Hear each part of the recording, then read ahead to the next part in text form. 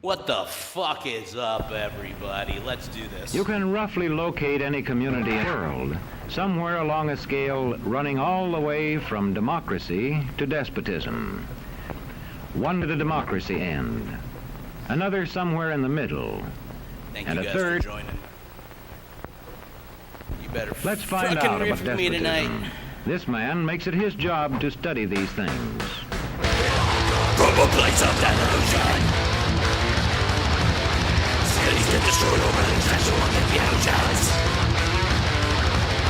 Since a government creating war within a breath, heterosexuality no death. None of these wrongs could destroy us all, just because he's feeling magical is being small. What is he gonna do about some annihilation? You're under the blood and just like the fucking future. We have the heterosexuals in the house tonight. Something else must be By the way, I'm looking over at Boise. Thank you guys.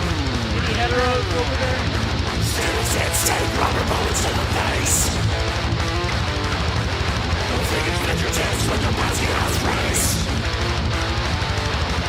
American rights are at risk every day. But these bigots get jealous if you get on parade. Hetero delusion only need evaluation. Everything they do is just a trigger reformation. Some companies is common to the age of reformation. Only the developed that can save the population. Heterosexuality of death. Well, for one thing, avoid the comfortable idea All right, that let's the mere fucking form of riff, life everybody. can of itself safeguard a nation against despotism.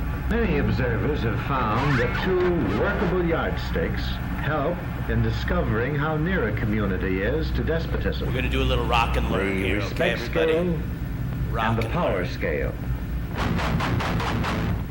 A careful observer can use a respect scale to find how many citizens get an even break.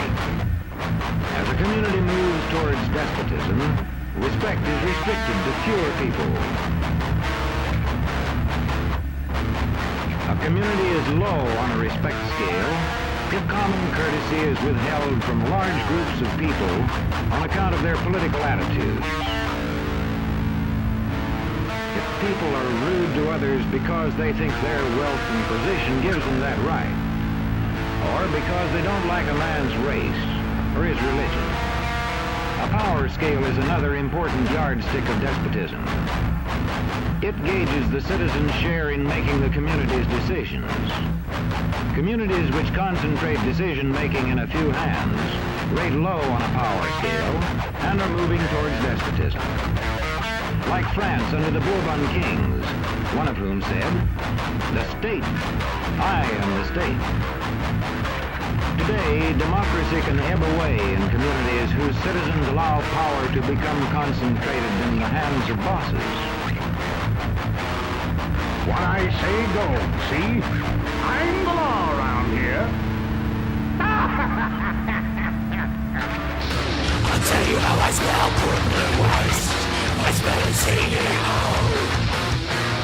The moments are the bottom line. Unseasoned waste I can go. Soaking bait to see the city sweet. You're a company man. Ball season after that it's a possession. They grow to put you over to a simple possession. Desperately employees wait for prosperity. They're looking for a taste. So they say those back with the man with the check. And you know the fucker is just corporate waste.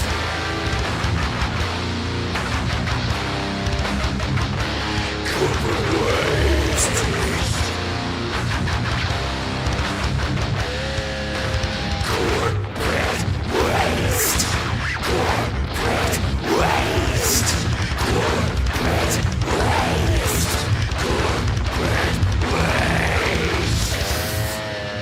This is the mosh part. If you don't mosh at your house right now, I'm gonna be so pissed. Come on, let's get it.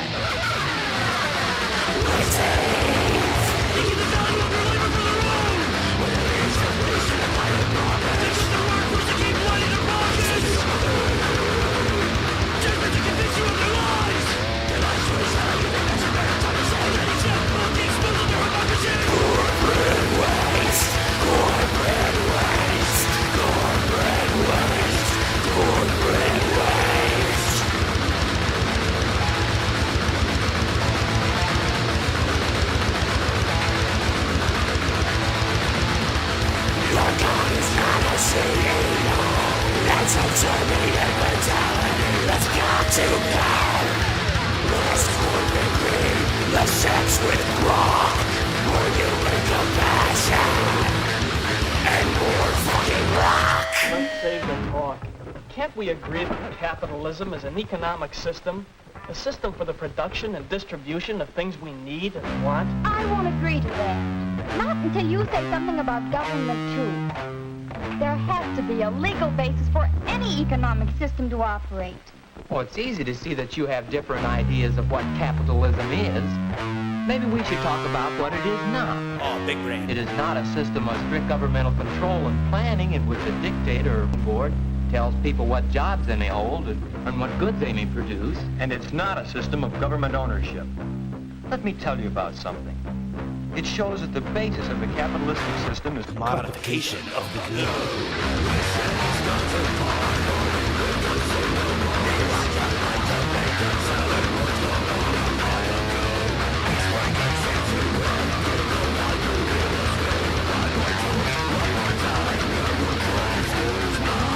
Sex sells.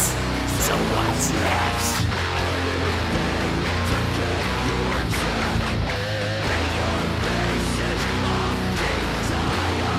Set your finances on fire.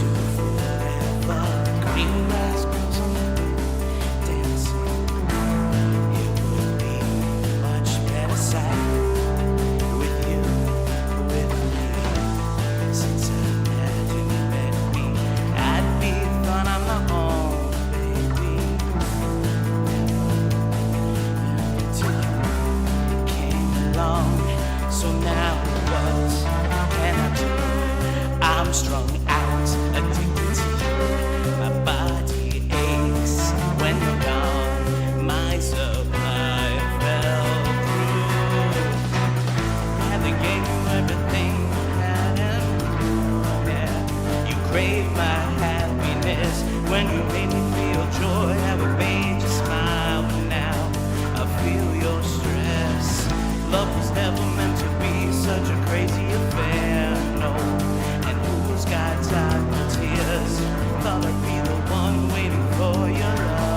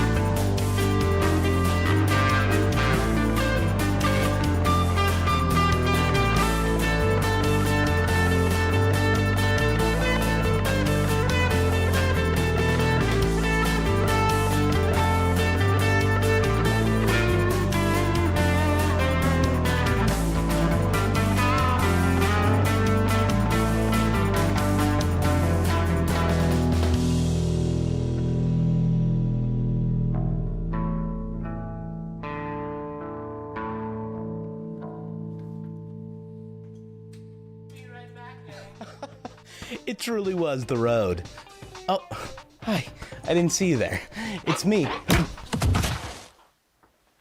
I'm sorry. It's Hellion.Vision from the channel Hellion.Vision. Just wanted to let you know real quick that your style is bad. It's not good. It's really not good at all. But it's okay. I'm here to help. That's right. Designed by yours truly. It's time you got some clothes that riff as hard as you do, don't you think? Look at this fancy number right here. Look at this little number right here. Or how about this one? Yeah, you'd like to wear that, wouldn't you? Order this one, drape it over your nips, boom, it's Knitmas. In all sincerity, I had a lot of fun designing these clothes. I want to do it a lot more, and it's a great way to support the channel. Oh, wait a minute, handsome viewer, I forgot to tell you. Channel members get discounts.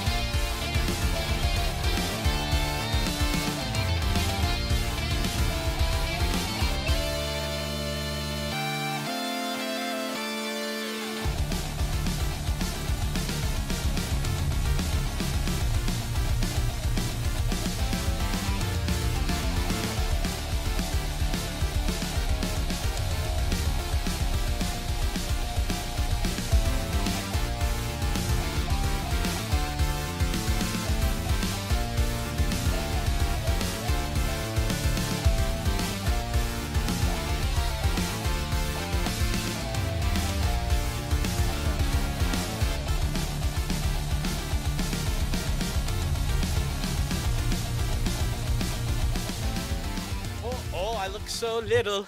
I look so tiny. I look so tiny in this little chair. I am a tiny man. Hello, everybody. Let me make myself less tiny. Here we go. Bam! Oh, yeah, look at that. Full body shot. Alrighty.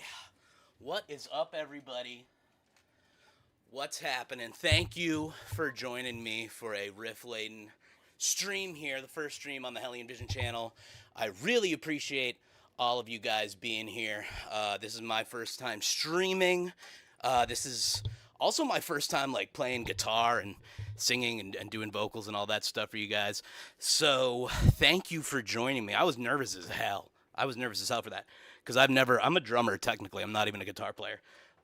So I was kind of like flying by the seat of my pants, but thank you guys for joining me here. What's up to everybody in the chat? Why are you looking for heteros? Is this a furry convention? I am looking for no heteros. If heteros happen to stroll in here and they bring the good behavior, then bring that good hetero behavior, but otherwise, I'm not on the lookout. All right, everybody, so what's up? We've got a lot of cool stuff to go over today. So what I'm kind of looking to do with these streams, moving forward, I'm going to try to get them out as often as I can. And I'm going to, you're up at 3 a.m. randomly for the first stream. I love it. Hank, my man. Yeah, I play drums and guitars. Oh, cucks. Yeah, no, we got cucks. Cucks in the house. We got all sorts of chairs, all sorts of seating in here, so we're seating inclusive. Cuck chairs are allowed. But yeah, I play drums mainly. That's what I was trained in. I've taken drum lessons and all that stuff. Guitar, I just kind of taught myself. I can't like play chords or anything. I can just riff. So that's literally it. Oh, what's up, Todd? How you doing, man? Great to see you. Todd is one of my coworkers. You're the man, dude. Very nice to have you here. But okay, let's get into some of the stuff that we're going to go over today, guys. So the stream formats are always going to be, riffing. Then we're going to talk about some news or pop culture sort of stuff. And then we're going to go on and do a little gaming. Today we're going to do a little Silent Hill 1 later, so if you're in for the spooks, then come on and join us for that. But right now, let's get into some news. We have all sorts of stuff to cover. We're going to cover funny stuff and not funny stuff, but I want to kick you guys off with some goofy stuff here so we can have a little laugh before we go into, just the terribleness of everything. So I saw this amazing video the other day of a red pill dude trying to interview what ended up being one of the most normal dudes in New York City. And it was kind of awesome. It was almost kind of like hope-inducing because I see like so many red pill videos. I'm sure you guys see the same sort of stuff. And it's like absolute garbage slop. But this dude, like, I think we all know, like, the red pillers look crazy when we're just, like, watching them. But, like, online, things are very different. But this dude walking down the street just nailed it. I'm going to show you. Let me pull this up real quick. Boom. Oh, look at that. Picture in picture.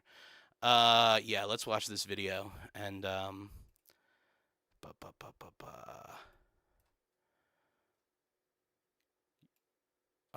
I'm just making sure the audio goes through there. All right, so let's watch this video. This dude is amazing. Are you single? Yeah, I am. What's it like dating women in New York? It's great, man. The women in New York are there's a large variety. There's people from all over the world, super ambitious. If you're looking for like a high quality woman, this is the place to find them. So would you say it's easier to date women in a big city like New York, or do people have a better shot in the smaller cities? No, I think this is the place to do it because you got a lot of ambitious women that are super successful, that are career-oriented, smart, beautiful, and I mean, you got a variety of women from all over the world. But when you meet a woman who is career-oriented and super successful, does that make it easier for you to date her? Yeah, I think so. How come? She's obviously prioritizes her own success, so she obviously thinks intelligently about her future, so I think she would include you in that thought process. But do you think that those women are okay dating men below them in their tax bracket, or do they want the guy who is at least making the same amount of money or more? Do you really talk like that all the time, or is that like a voice for the interview? There's no fucking way. It's however you make it. No, dude. There's no way when you're talking to your homie behind the camera, that's your voice.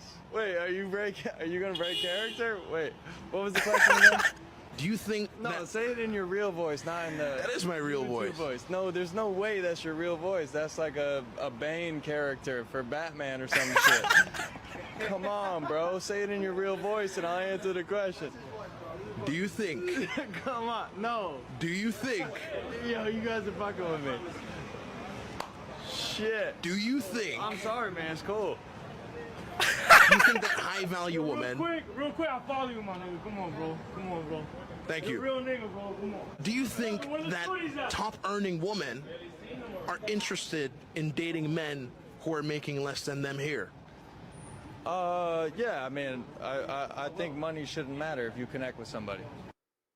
All right, so, yeah, that I had to share that with you guys because, like, that dude is fishing so hard to try to make this guy say like something misogynistic. I don't know, like, but this is like what red pillars like genuinely look like when they're out in the wild, like saying actual stuff to people. Like, and I'm gonna be honest, I was actually like, I was so psyched that dude. Yeah, this is saying I think he has a good chance of actually landing a woman more than the dude asking the questions. Exactly, right? Like, I mean, this, for me, I'm married, but I always find this stuff really interesting because I know there's so many young dudes out there who, like, get caught up in this, like, manosphere culture and, like, all this, it's all about their masculinity and it's all about, you know, really doing, like, it's gender performance, ultimately, at the end of the day. If they really could, like, admit to what they were doing, they're doing gender performance. It's affirmation. But the fact that they care this much about stuff, I have to agree with the dude being interviewed on the street. I'm like, is this guy just putting on an act? Like, half of these red pillars have to be putting on an act, but I know there's a genuine, like, thought process that goes behind some of these guys thinking this stuff. But I was just very glad to see some dude, like, I think anybody who, like, like, anybody who goes, sorry, I'm getting the chats, you guys are funny. You guys always just make me laugh. But anybody who's doing that manosphere stuff, you know, I kind of feel bad for young men, honestly. I feel like they get kind of robbed of real life experiences. And now, especially with the AI stuff, you know, I did, in one of my last videos, we covered a little bit about the AI relationships and things that are going on now, which are just really driving us so far apart. It's super depressing. But if anybody is seeing this who's ever, like, thought about following some manosphere stuff before in their life, like, please, yeah, blue shirt dude was so on point. Yes, like, blue shirt dude is our baseline here, okay? You guys have to do blue, like, WWBSD. What would blue shirt do? He would probably be like, yeah, I want a woman to have a career that doesn't intimidate me because that means she's thinking about her future and I'm a part of that. So why would that be anything intimidating? You know, plus the other thing, I don't know if you guys heard about this. Myron Gaines, you guys know that that fresh and fit dude. He, who always gives, like, girlfriend advice to these young men, he just got he had his first girlfriend and he just got cheated on. You know, I wonder why. Probably because he talks misogynistic shit all the time, you know? Just do blue shirt stuff, okay? That's kind of our little fun thing today, all right? It's pretty obvious, right? We all know do blue shirt stuff, do less of this. So, you know, now that we've kind of done some not so depressing shit, let's get into some of the depressing things that are going around. And we'll, well, all right, here's what I want to talk about with you guys today. So in Indianapolis, there was a Nazi march down the street in open public, people waving their swastikas and all that stuff. So I want to share this article with you guys, and I want to share a piece of footage I saw of this going down. So let's take a look at this real quick. Here we go. Let's bust into the shit that we're in right now. Hey,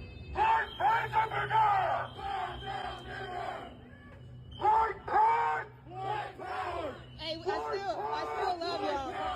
I still love you.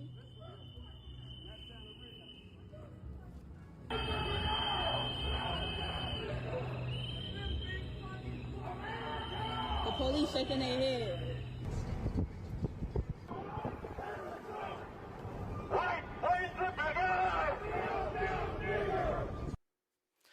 All right, absolutely fucking disgusting. Yeah, there's ain't nothing more foul than a goddamn Nazi.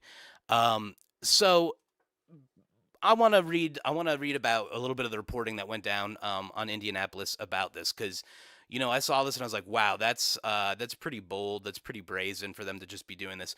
I mean, one thing to always keep in mind too, just like these dudes, notice how they're always masked up. No Nazi ever stands by their ideology out in the open. So even when they go on their rallies like this, they cover their face, they hide behind. They're cowards. This is all coward shit. But let me read to you a little bit of. Oh, Indiana is super open about that shit. Yeah. So I don't know like so much about Indiana. I know a little bit more. Yeah, it is. It is a small group of people. It's. But you know what? One is too many. One dude out there with a flag is way too many, in my opinion. So yeah, but Indiana, I'm kind of learning a little bit more about it now since they had that. Uh, yeah, I'm sorry, I'm thinking of Idaho, but in Indiana, I know that's like where Mike Pence is from and all that stuff. So I know that's not exactly too far away from some of the culture that goes on there, but the guys who screamed about not being able to breathe if they wore a mask during COVID. Exactly. Like, yeah, Nazis can breathe when it's not about public safety, but when it is, they suddenly can't breathe. But all right, I've got this article here from the Indianapolis Recorder, written by Hannah Raworth. Just to give you guys an idea of what the general public interpretation of all this stuff was. Yeah, the hetero pride stuff in Idaho is what I was talking about. But here's what this article says. A group of masked individuals waving Nazi flags marched around Monument Circle on August 16th, drawing swift condemnation from city officials, law enforcement leaders, and civil rights groups. Dressed in black and carrying flags emblazoned with red swastikas, the marchers were seen chanting white power and giving Nazi salutes. Some were reportedly armed. The demonstration, which appeared without prior public notice, was quickly monitored by the Indianapolis Metropolitan Police Department. So that's pretty crazy too. Like they did, there's not even like anyone knew that this was gonna go down. But I guess like if you're a Nazi piece of shit, you don't exactly like tell the town that you're gonna go do a Nazi fucking thing. Oh yeah. Oh, Storm Rising. If you haven't seen the hetero pride fest stuff, you gotta go. You got some videos to watch. It's actually funnier than you could possibly think it is. It's beautiful. It's honestly nothing so cosmically beautiful has ever happened before in the world. But going on with this article, they continue saying, yesterday a hate group chose to march in downtown Indianapolis. Their attempt to spread messages of fear and division stands in direct contrast to the values of our city, Bailey said in a statement. Safeguarding First Amendment rights, even for those whose views we find reprehensible, is a responsibility we take seriously. But let me be clear, protecting those rights is not an endorsement of those beliefs. Not now, not ever. Public officials condemned the march, calling it both dangerous and unrepresentative of Indianapolis. U.S. Representative Andre Carson said in a post online, hate has no place in Indianapolis. Nazis marching in our city is dangerous. We must stand united against extremism that endangers our community and democracy, including against racist redistricting that threatens to silence Hoosier voices. The Council on American Islamic Relations also issued a statement condemning the march, and yeah, I mean, no arrests were reported in connection with it. And as you can see in that video, I don't know if you noticed that the person filming them was still like, I still love you, like you can be a hateful piece of shit, but I still love you, which is, crazy. I respect people who can take the high road like that, but I don't love you Nazis. I hope you guys fucking trip and fall or whatever, I think that's the extent of what I can say. But, I find this display really interesting because I didn't hear like so much about this event that happened. However, I heard, plenty of people claiming that, support for Palestinian voices during, the genocide in Israel is anti-Semitic, right? There's a real problem with the conflations of anti-Semitism, Zionism. Obviously, we all know this is something we've been living in for the past, few years. But at this point, I still personally see some people like on my Facebook timeline and things like that, because I have some older people in my orbit. I work for an orchestra, so I do have older people around me. Not that I hear people from those corners saying things necessarily, but I I do see people that are older liberals, who are still, making this about an identity thing and about, some sort of being against Israel is anti-Semitic. It's so blatant what is and isn't in this day and age. I don't think that question can even be asked anymore. If you at this point can see what goes on, and conflate support for starving children, because that's the other thing too. The UN just finally declared a famine in Gaza, and we're going to talk about what actually makes that a famine. It's pretty obvious to us, but what is it legally? What does it take to kind of get the liberal institution on board with that idea, especially when Israel is such a powerful proxy of the United States. So all this stuff is tied together, and the conflation of the two, the really reason I want to touch on it is because people who are still hitting, the support of Israel button, right? Blind support for the genocidal state. It emboldens this action on our soil. It emboldens Nazis to take to the streets and treat these cities like they want to. The rhetoric becomes approved because it is so close to the veiled anti-Semitism that we hear from even places like the ADL, right? Places that are supposed to support Jewish voices end up creating this sort of thing when they conflate Israel with this. So going on that kind of a little bit, let's talk about the famine in Gaza, right? It's finally been declared by the UN that what's happening in Gaza is a famine. Obviously, there's been no doubt, especially as we see things like airdropped food supplies, right? Things that can, right? Oh, Veruca Salt's great. Yeah, one can support a country and its people, but condemn their actions. Exactly, right? I think that's really important to hit because it's so different, right? It's so different, the institution, than people, especially the people that we've been seeing that have been in support of Israel, because there's tons of Jewish voices that come out in support of Palestine, especially on U.S. soil. But it's the institutional workings that really are tied in with Israel, and at this point, I don't know, man. It's like it doesn't even matter what some of these steps are, because it's just like this genocide is happening, and it's moving and it's moving and it's not stopping, and it's terrifying. But anyway, let's talk about a little bit of why the UN has finally decided to say that this is a famine. So according to an article from NPR, there's 5 steps to determining that something is a famine. And one thing that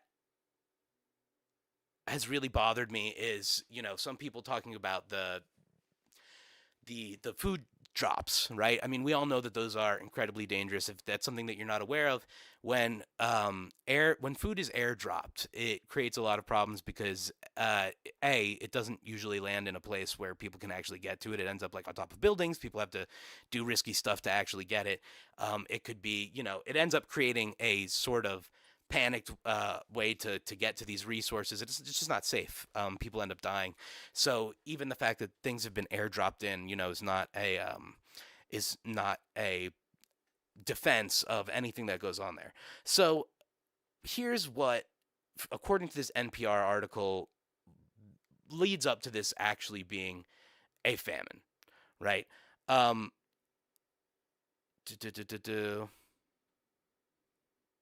Okay, so the IPC categorizes hunger on a 5-phase scale.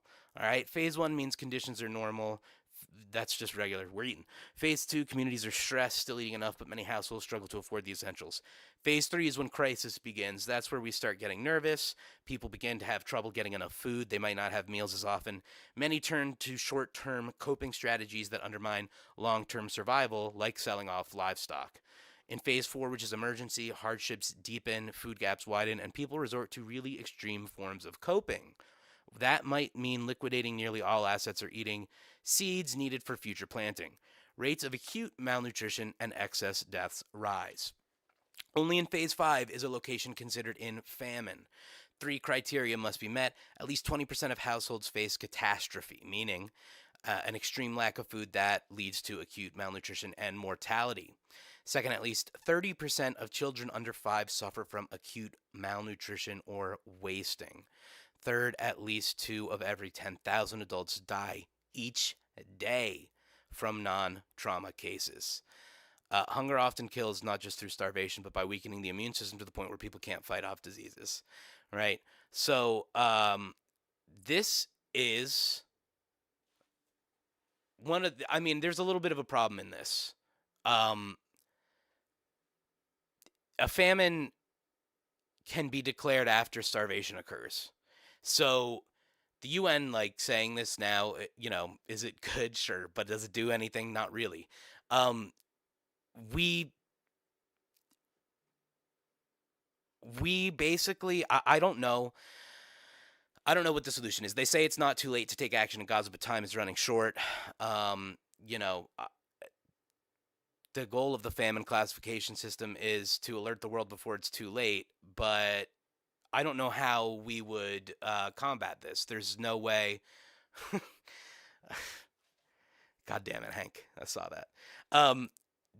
There's just no way to get past this. You know, I don't know if, you know, the problem is Israel is so locked into the U.S., right? What government would be able to actually do anything to force Israel to allow this food in there?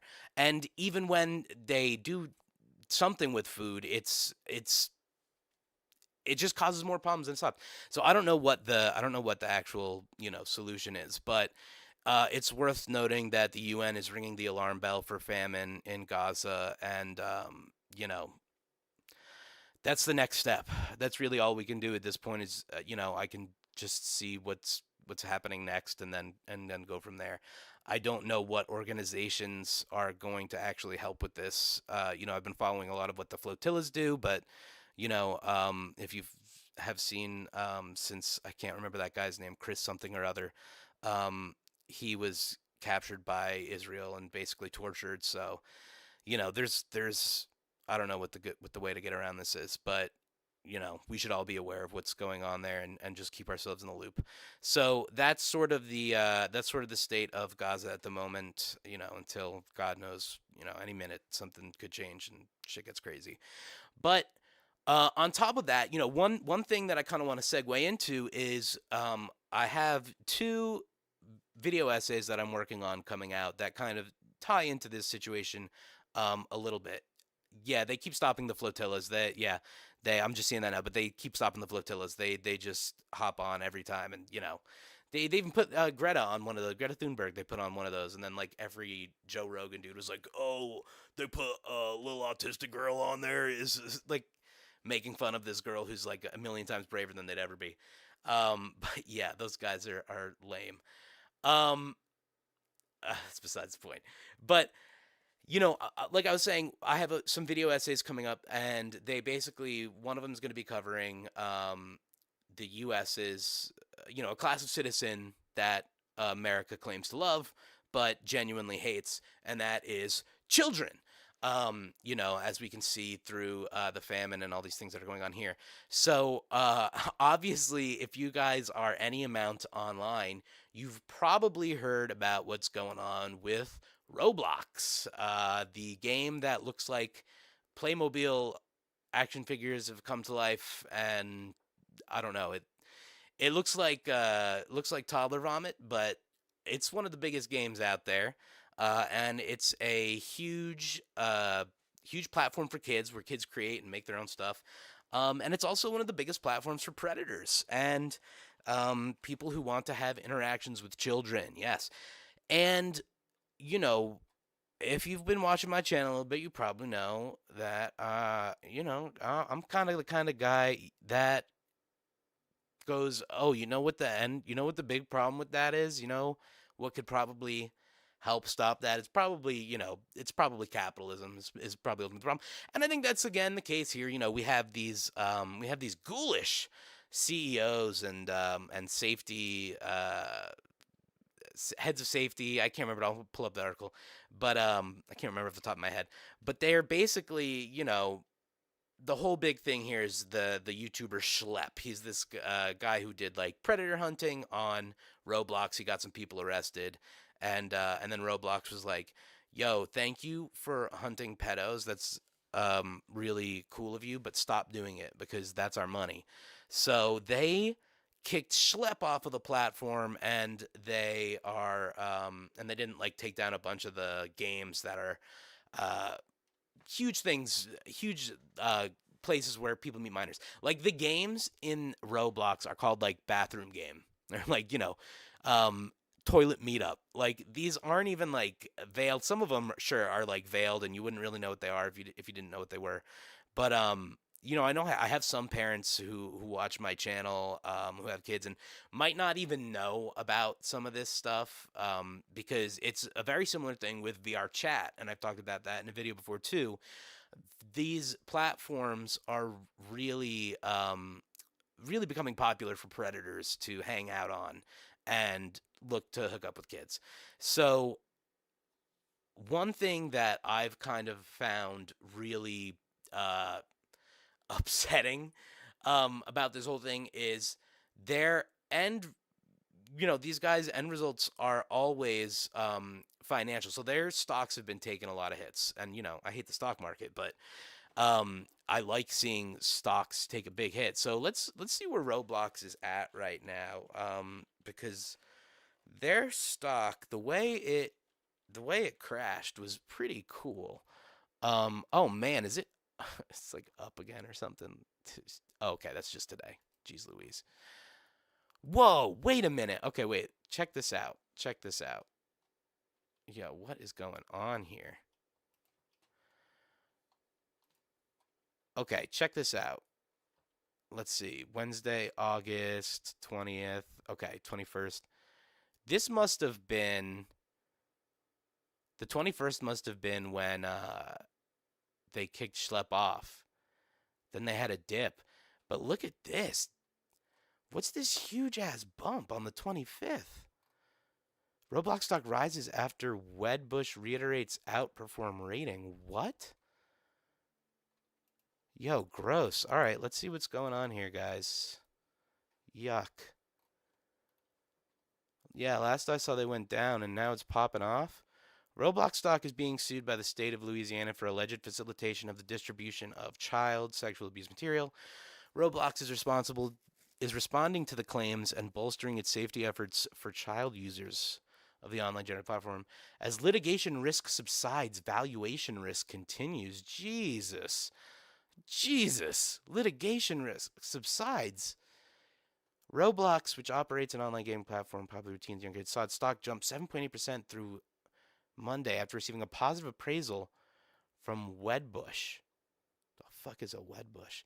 According to Reese, Roblox stocks, which cost less than $127 after getting hit hard earlier a couple weeks ago on litigation concerns, could gain nearly 30% over the next 12 months.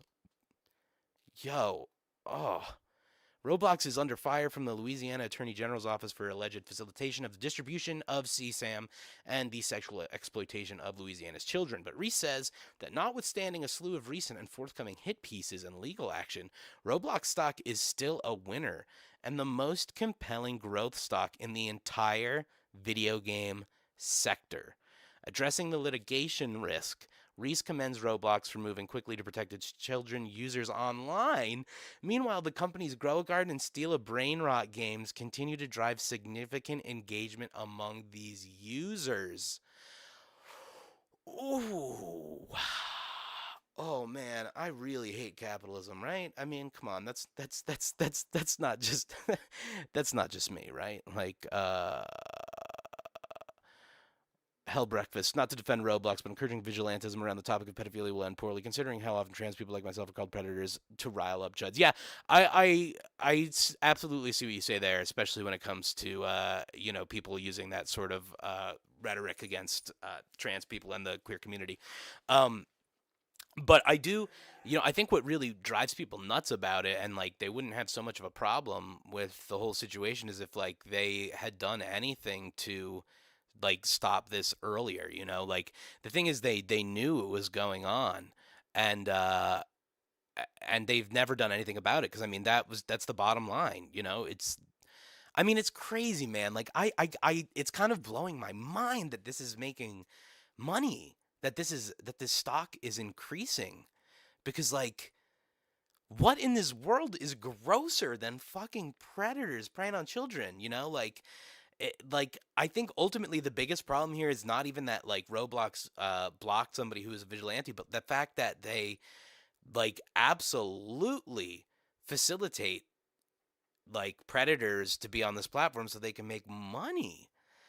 I mean, yeah, stopping it would take human moderation, and that would cost money. Exactly. Right. I mean, it all boils down to the capitalism. Look, at the end of the day, like the worst shit in the world happens because somebody wants to make money. Like, yeah, like why social media, how it is no human mods. Yeah, exactly. Right. So it's damn, dude. I was coming on here to be like, yo, ding dong, the witch is dead. Roblox is getting fucked up right now. But holy shit, dude. You really can't stop capitalism. That's really depressing. I should you buy stock in Roblox right now? This article is asking, should you buy stock in Roblox? Before you buy stock in Roblox, consider this. The Motley Fool stock advisor and analyst team just identified what they believe are the 10 best stocks from investors to buy now, and Roblox wasn't one of them. Yeah, I mean,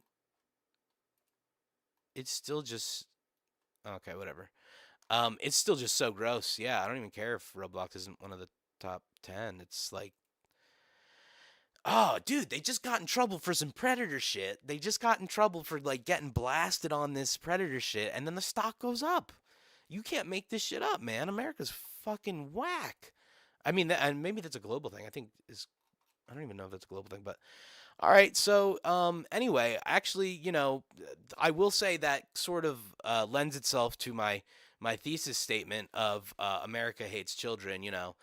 Yeah, parents could monitor their kids online. I agree with you, Storm Rising. Like, a part of the problem is parents not being familiar with this stuff.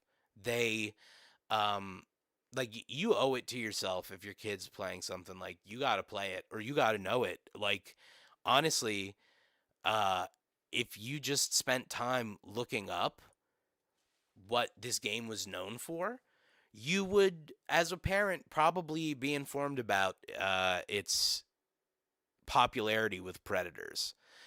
Same with VR chat, So yeah, it's a parental problem. But it just is upsetting to me that like I just realized we got Roblox instead of the actual Lego Island MMO, dude. There's a timeline right now where there's like a happy world of people playing Lego Island MMO, and it's not as full of predators because I don't know. Maybe it would be full of predators. I don't know. Everything's fucked.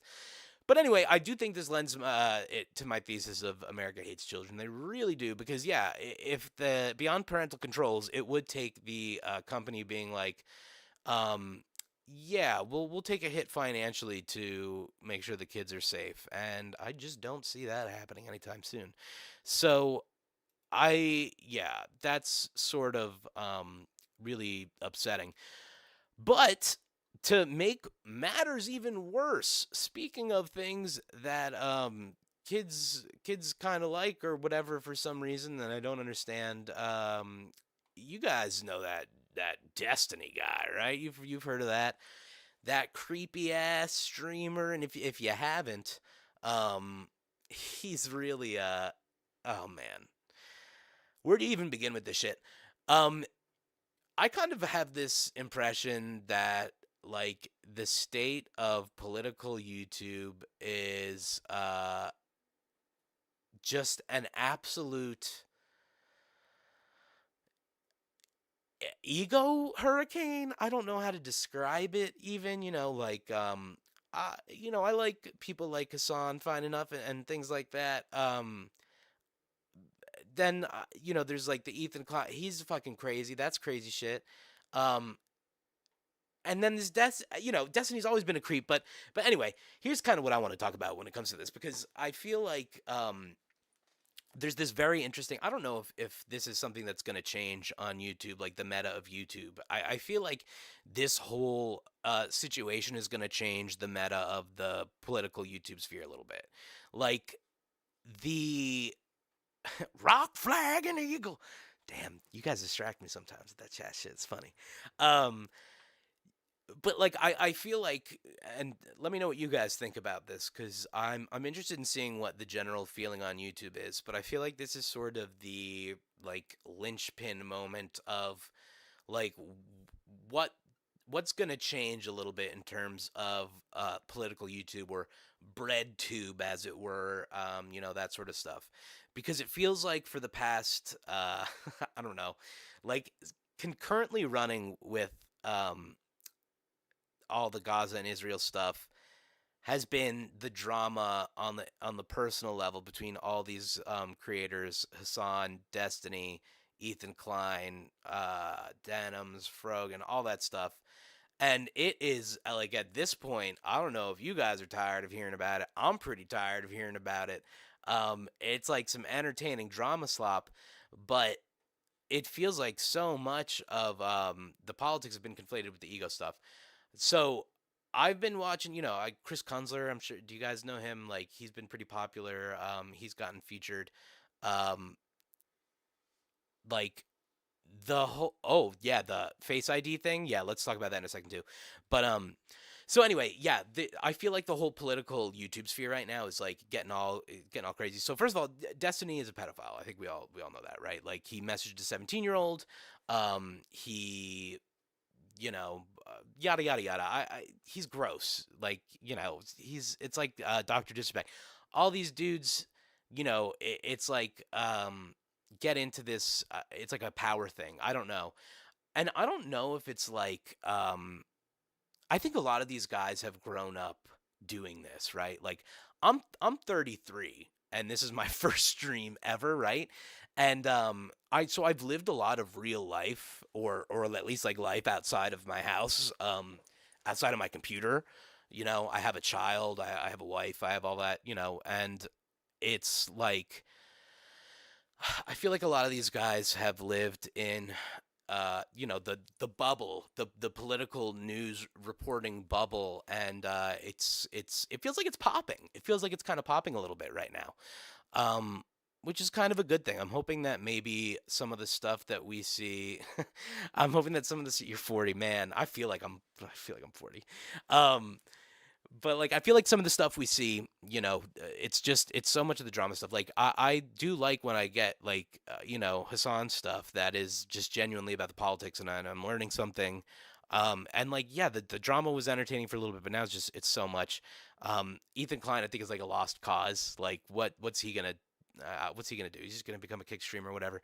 I'm looking forward to seeing like what these Chris Kunzler guys do, and some of these new ones kind of come up with, because I think we're gonna get a little bit of a renaissance, hopefully, with some good video essays and stuff like that. But I don't know. I'm just kind of pontificating upon that. So one thing that Hell Breakfast brought up too, the Face ID thing for YouTube.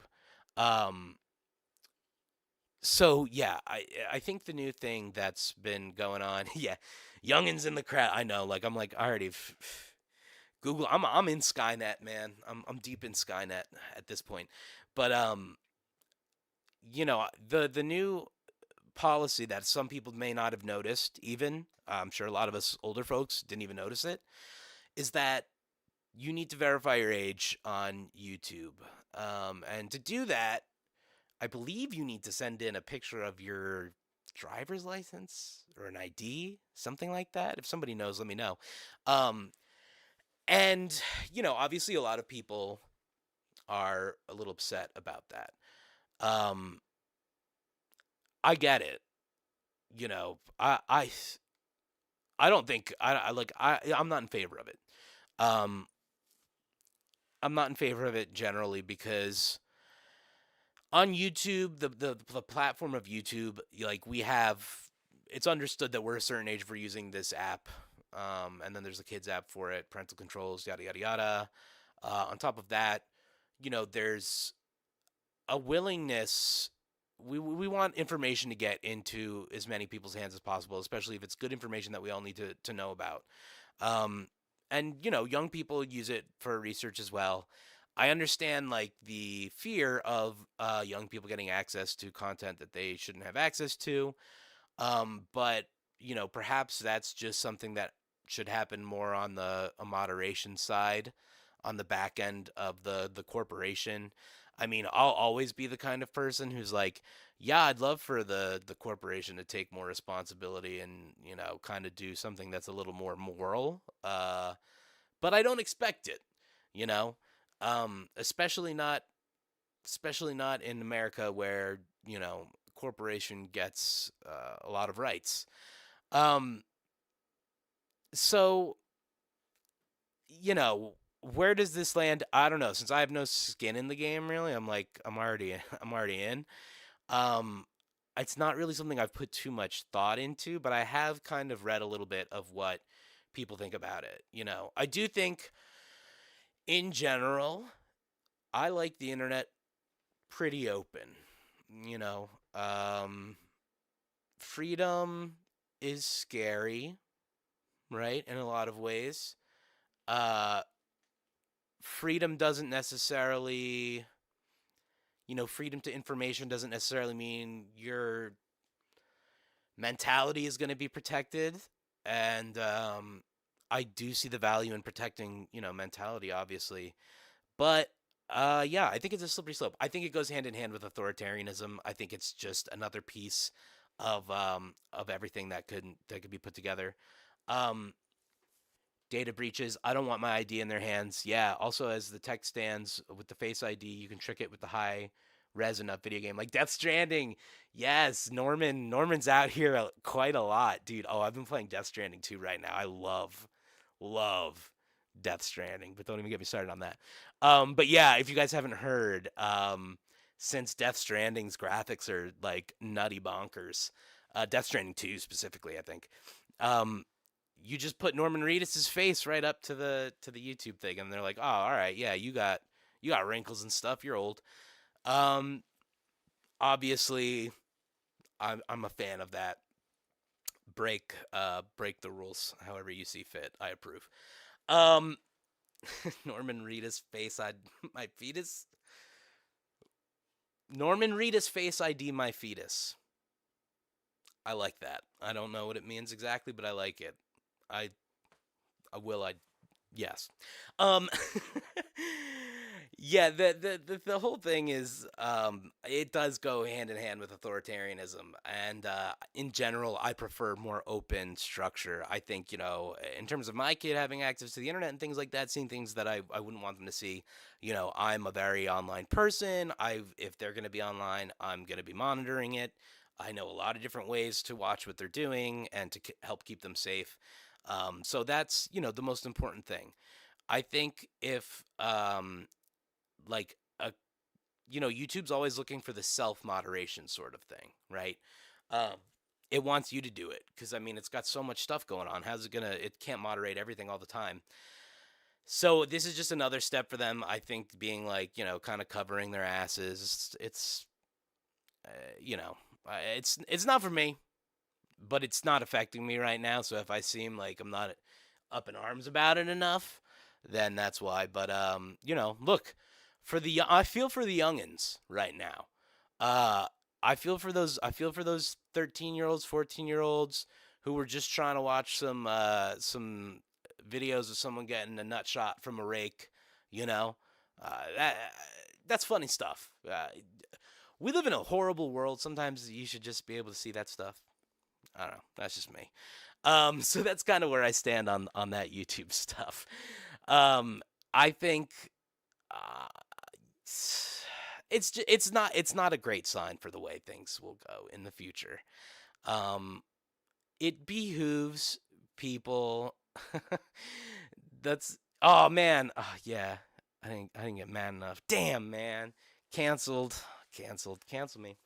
But yeah, no, it worries me for the future. I think it's definitely skibbity toilet, dude. God, I'm old. That made me just feel old because like they I don't know, they can't be in a skibbity toilet anymore, right? They're definitely I don't know. I don't even want to know what I don't know what the young people are into. I feel like kids are too stylish these days. You know what I mean? Kids are always wearing cool clothes and stuff. They have TikToks and shit. Like I was picking my nose and like trying to dig a Pokemon card out of my ass. Like that was what I was doing at that age. I had no coolness factor. So I didn't really want to know what these kids are getting up to these days.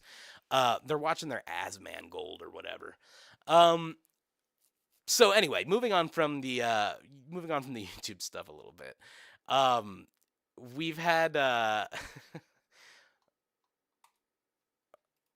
hold on, I'm wanna pull something up here for you guys.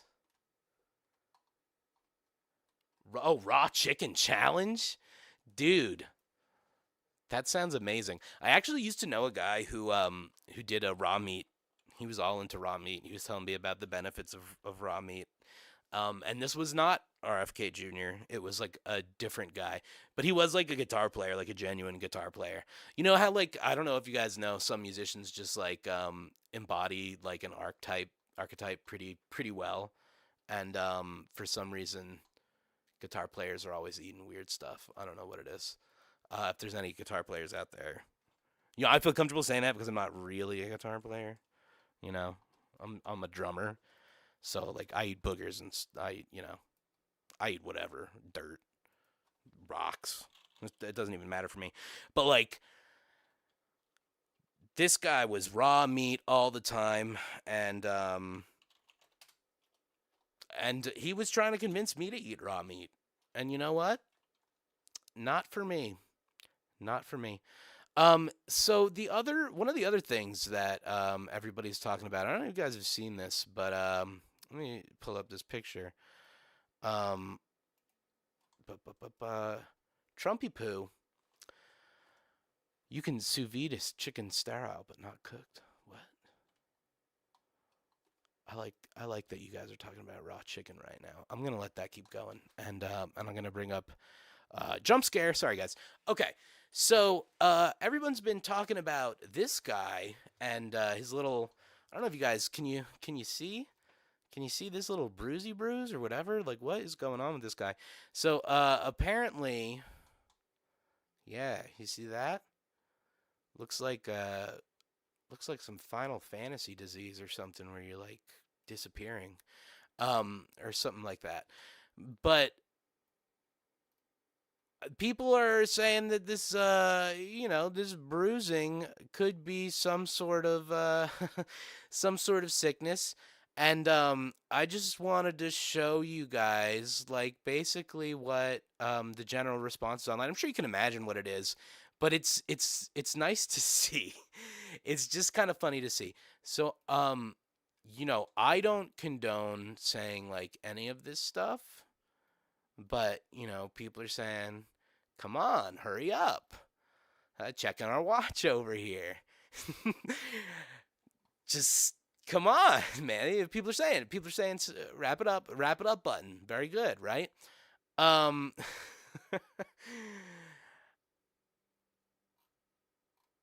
Yeah, people are definitely looking into like getting pretty excited about that. Now, I don't know what that is. Does anybody know per aspera ad inferi. Are you Kermit? You're not referencing Ghost, are you? Or are you just speaking Latin because you're old school like that? But anyway, I don't know what this potential disease thing is, or what people are saying it is. But here's from Forbes, kind of what they're saying. The bruising that covered the majority of... Oh, get the fuck out of here. Sorry, I just got an ad.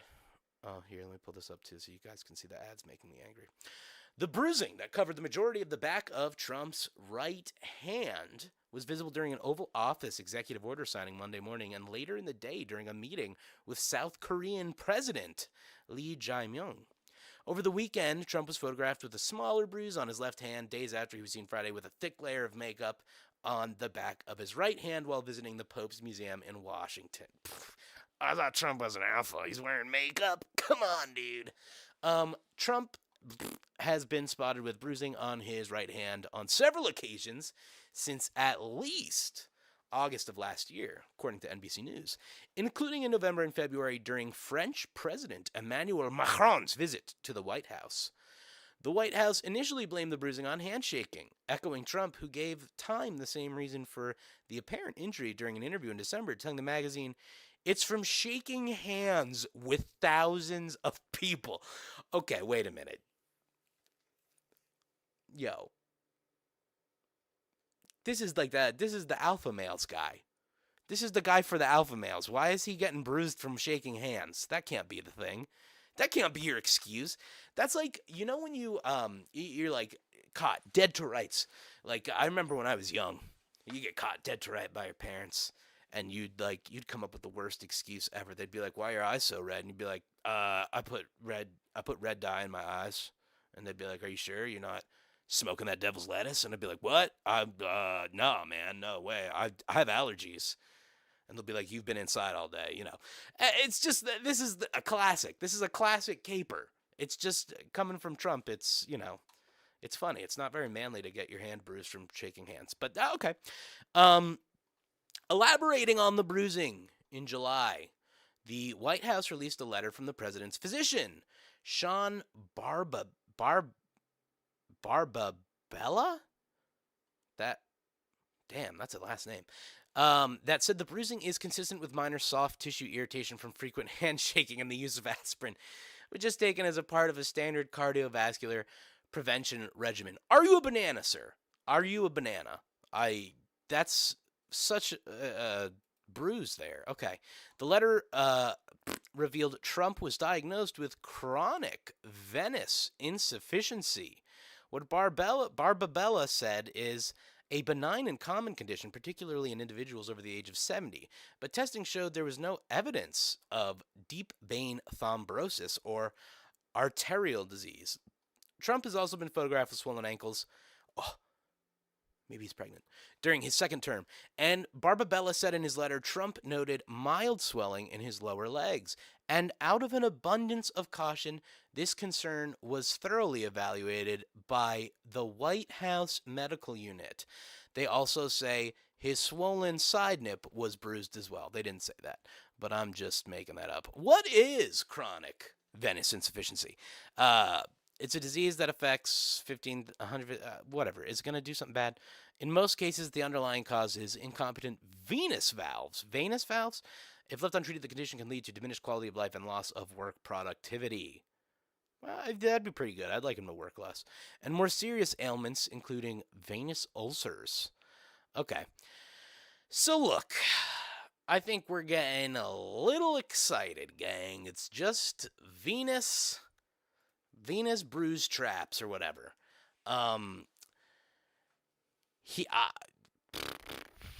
I don't know. I mean, does anybody in the... Let's see.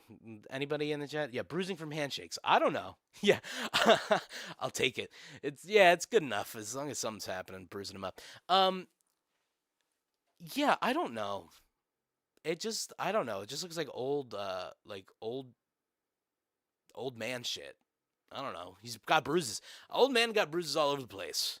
So I'm just saying, like, let's... As much as... Yeah, dementia for sure. The dude's definitely, like, slipping. Let me tell you, as somebody who's had people in the family get dementia, he's on the track right now. And I mean, who knows? Yeah, who knows where that's gonna go? But I mean, the problem with the dementia is that could backfire on us. So, you know, my grandfather had dementia, and he was like World War II vet. He started getting being like, oh, people are pointing lasers and they're scoping me out. But now, granted, he had a neighbor who was like kind of a jackass, and was shining a laser pointer in his house. But he would also be like, yo, he would be putting bread in the mailbox and stuff, and he'd be like, there's people following me. He was hearing voices. Yeah. I don't know, man. I never get my hopes up with him. I've learned. Yeah, Mitch got this like 2 years ago, still stumbling. Yeah, I mean, I don't know. You just hit that age and you get stuff, and then like it could last a while, whatever. That's the point. But anyway, Trump's going on his thing now. There's been one dude who's kind of been ribbing Trump a good amount here, and I've been seeing a lot of talk about him, and I want to talk with you guys about it, right? Because I don't know how you guys feel about it, but let's talk about Gavin Newsom and his. I'm gonna put this over here, and his whole. He's been basically just tweeting like Trump, and everybody's kind of been digging him for that. I see a lot of tweets and stuff right now, like, oh, he's the only one standing up. He's the only one doing anything. I don't know, man. Does this come across as like effective or anything to you guys other than just like him posturing to be the next president? This tweet is him going, and soon MAGA will have a whole new meaning. He's making his merch, Make America Gavin Again. Haha, very funny. I don't know. I don't know. Like, it feels very liberal performance. It feels very, this ain't actually doing anything other than like, helping you out because you want to maybe be president eventually, or you want to take the mantle of whatever, right? I mean, honestly, all he's doing is tweeting. So it's not even like it's that substantial of what he's doing. I don't know. Are there things I've missed? Is he been out and about like doing things? From what I know of Gavin Newsom, he's pretty much he's an industry player for the liberal for the Democratic Party in some ways. Like, I don't see this as being anything, but I do see him getting a lot of praise. And yeah, it kind of makes me sad a little bit, I think, because I feel like it is indicative of how performative things can be and how much that can do for people. We need politicians who are going to start doing things beyond advancing their own means, right? A big part of that starts when we get, stocks out of politics. The fact that Congress can buy stocks is always going to ruin shit for us. But, even just the personal aspirations of people looking to further their political career, is kind of like getting to the point where, I don't know, I lose a lot of hope because the people that we've kind of looked at before, like Bernie was someone that, I looked at before being like, all right, he's a Democrat, but he's moving in a good direction, right? And then we found out he's a total Zionist. And, that's absolutely part of the institution of the United States, and really makes me question, how could you stand for certain things and then look at that situation and not analyze it, really with the truth behind what it is, and your personal feelings aside, whether it's partly representing or claiming to represent your religion. Then AOC, we've been losing a little bit of faith in her, in terms of just things have been feeling a little less progressive. And this Gavin Newsom stuff gets me really worried. You know, I go on a lot of anti-authoritarian sort of subreddits, you know, leftist subreddits and stuff. And people are, yeah, he's already willing to dump the trans issue right after the election, right? How much he's standing for. Yeah, it's not real. It's just not real. And I think that's what it is. Ultimately, I get like really disheartened when I see that we're really signing up for this stuff that isn't real. You know, it just sucks. But you know, I whatever Gavin's future is in terms of politics, I'm not like hopeful necessarily. I think we need a new party ultimately, but I don't know. I don't know where the hope lies in the party that we have now. But I do know this. You know, we look to politicians, we're kind of skeptical of them, right?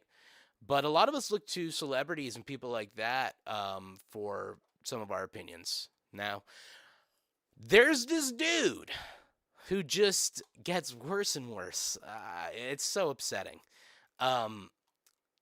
Snoop Dogg. Let's talk Snoop Dogg real quick. Damn, dude, it sucks. I do like some Snoop Dogg's music, but can't really dig it too much. After he performed for Trump, that was fucking bad enough. You can, fuck right off for that. But now he's speaking on queer shit, and, that just, to me, I'm like, you're so fucking rich, dude. Really, like, get over yourself. Can you really, like, why are you punching down? What the fuck is wrong with you? So anyway, Snoop Dogg was talking about, he doesn't like seeing LGBTQ shit in films geared towards children. So he was watching like a Disney film. I think it was Lightyear. There's like a lesbian couple in it or something, I think, and they smooch or whatever. I don't know. And he's like, he said, yeah, there it is. No one wants to describe that sort of stuff to their kids. Now, obviously, I think a lot of the people that watch, yeah, he's all in on the crypto. Dude, yeah, the fact that, first of all, before I even go into it, like, the fact that he was all in on the crypto, the fact that he was into the Bored Apes, dude, oh my God, like, dude, tell me you got no taste without telling me you got no taste. The Bored, and he's still on it, man. He's still on it. I kind of got into this because the other day I was at the store and I bought an ice cream. And it had a cheetah print top, and it was like peanut butter and jelly flavor or something. So I was like, oh, that's right up my alley, right? Peanut butter and jelly with a cheetah print top. I'm all about the cheetah print shit. And then I'm looking at it. I'm like, Dr. Bombay. Who's Dr. Bombay? Snoop Dogg? Snoop Dogg? This is Snoop Dogg ice cream? This is Snoop Dogg ice cream based off of his Bored Ape? Yeah, and that's what it was. It's Snoop Dogg. Let's see if I can pull up a picture of you guys. Snoop Dogg Bored Ape ice cream. How dare you? How dare you, sir? Look at this. Look at this. Oh, God. How dare you, sir? The flavors look incredible. You donkey. Look at this. Look at these flavors look good. Rolling in the dough. Oh, syrupy waffle sundaes.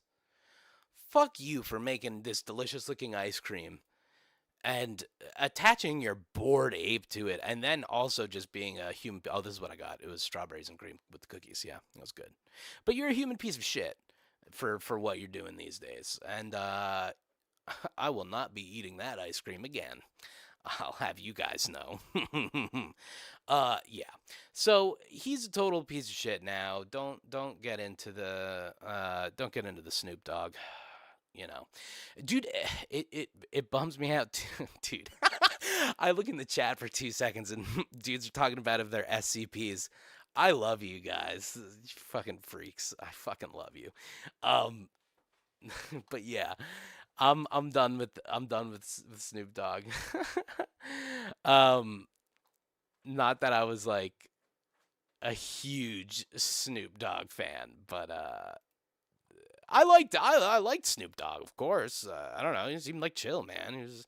I like that he's smoking that weed. That was always cool, but whatever. Fine, Snoop Dogg. We don't need you. But look, Snoop Dogg, he sucks. He sucks. We all, and that's a little bit of surprising. But there's people out there that we already knew sucked, but really just take it to the next level.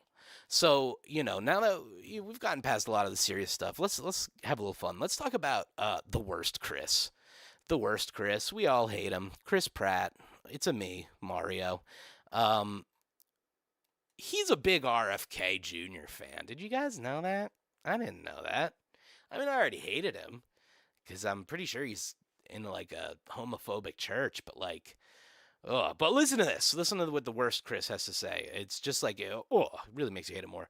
Chris Pratt defends RFK Jr. and says, I really got along with him well and think he's great. He's funny. He's wonderful. I love him. I will say he is funny. He's funny when he's like, oh, I'm on the brainworm. That shit's funny. It's pretty funny. But what Chris says next, not funny. Not funny at all. When you jump on the bandwagon with the most divisive president ever, it makes sense that you're going to be made to look terrible. Chris, you're not made to look terrible. You're a terrible person. Did you jump on the bandwagon with dude? I can't even read this. He really just makes himself such an unlikable Chris about everything. God damn. So he says, when you jump on the bandwagon with the most divisive president ever, it makes sense that you're going to be made to look terrible. I don't know what to believe about RFK Jr. It's not like I say to Bobby, let's talk about this while we're playing cards or having fun or having dinner or doing whatever rich guys do, sucking each other off. I'm not going to pick his brain to find out exactly which of those things are true. I just assume that none of them are. For the most, dude, the worst fucking Chris. He's like, I don't know, I like playing fucking baseball with Bobby. He talked about worms controlling his penis, but I don't know. I just assume he's goofing. For the most part, I wish him well. There are certain things that RFK Jr. oversees that seem to be supported in a bipartisan way, like getting terrible toxic stuff out of our kids' food. Yeah, that'd be sick if he did that. What the fuck, dude? You're so dumb. Anyway. Sorry. That bad Chris does that shit to you, huh? I think that's a great thing. If you just do that, that's amazing. I'd hate to be so mired in hatred for the president that any success from his administration is something I'd be having an allergic reaction to. To be like, oh well, if they do it, I don't want it to happen. I'll put Clorox in my children's cereal myself. Be reasonable here. There are certain things that would be a good thing to have. I want them all to be successful.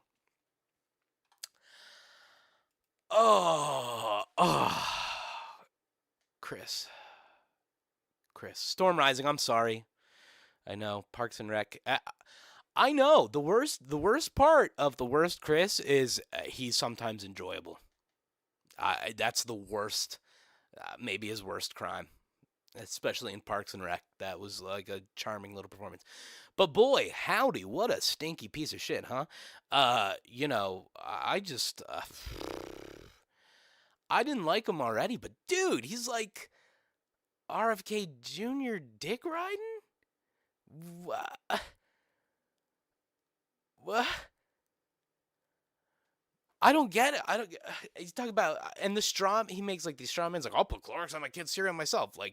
You think RFK Jr., first of all, RFK Jr. is putting Clorox on his cereal, okay? My God. RFK Jr. is putting Clorox in his cereal and eating it through the party enema, okay? So don't even come to me with your little straw man here, Chris, the worst Chris Pratt, because I'm not having it. Second of all, you called that a performance in Mario? You hurt Chris Martinet, and for that we will never forgive you. Okay, and that's enough of the worst Chris ever. He loves RFK Jr. I mean, what? There's nothing redeeming about him. He's no good. I'm not. I like the first Guardians of the Galaxy. I'll even say it. I liked the first Guardians of the Galaxy. But god damn. But those are that's the worst Chris. Okay, that's we know that he's the worst. There's another set of celebrities that are talking their shit right now, and I kind of love the matchup. This is for, I mean, I don't know, young people are going to be like, what the hell am I talking about? But let's talk about real quick. Stains, Aaron Lewis says Bruce Springsteen's Born in the USA is one of the most anti-American songs ever. I'm angry at myself for not seeing it for so long and actually giving him the credit of being a representation of blue-collar America. Oh, man. Oh, man. You're coming out. Look, I'm not a big, like, Bruce Springsteen fan. I'm a Jersey guy, okay? Okay, I'm a Jersey guy, but, you know, I'm not, like, a big Bruce Springsteen fan. That being said, right, Born in the USA, let's look at some of the lyrics. Because it is an anti-American song. It's awesome for that. And it's ballsy for that. And, like, I don't understand these guys who, like, listen to stuff like this or will listen to, like, Rage Against the Machine and be like, oh, yeah, like, they're raging for me. They're... Storm Rising. Stained. Yeah, in his underwear. Nah, that's good. That's my style right there. So yeah, they just figured it out too. Like they are just figuring out Rage Against the Machine is leftist as fuck and has always been. I mean, they're even like I don't know. But anyway, if you're not familiar with the lyrics of Born in the USA, like let's look at them. Let's look at them because it really is like it's one of those things that it's juxtaposition. The music in a way makes you think it's like a big powerful anthem about the USA, but it's really not. So, reading the lyrics, born down in a dead man's town, the first kick I took was when I hit the ground. End up like a dog that's been beat too much till you spend half your life just covering up. Now, born in the USA, right? Got a little hometown jam, so they put a rifle in my hand, sent me off to a foreign land to go and kill the yellow man, born in the USA. Come back home to the refinery. Hired man says, son, if it was up to me. He went down to my VA man. He said, son, don't you understand now? I had a brother at Quezon fighting them off them Viet Cong. They're still there. He's all gone. He had a woman he loved in Saigon. I got a picture of him in her arms now. Down in the shadow of the penitentiary, out by the gas fires of the refinery, I'm 10 years burning down the road, nowhere to run, ain't got nowhere to go. Right? So, Bruce Springsteen is writing a song essentially about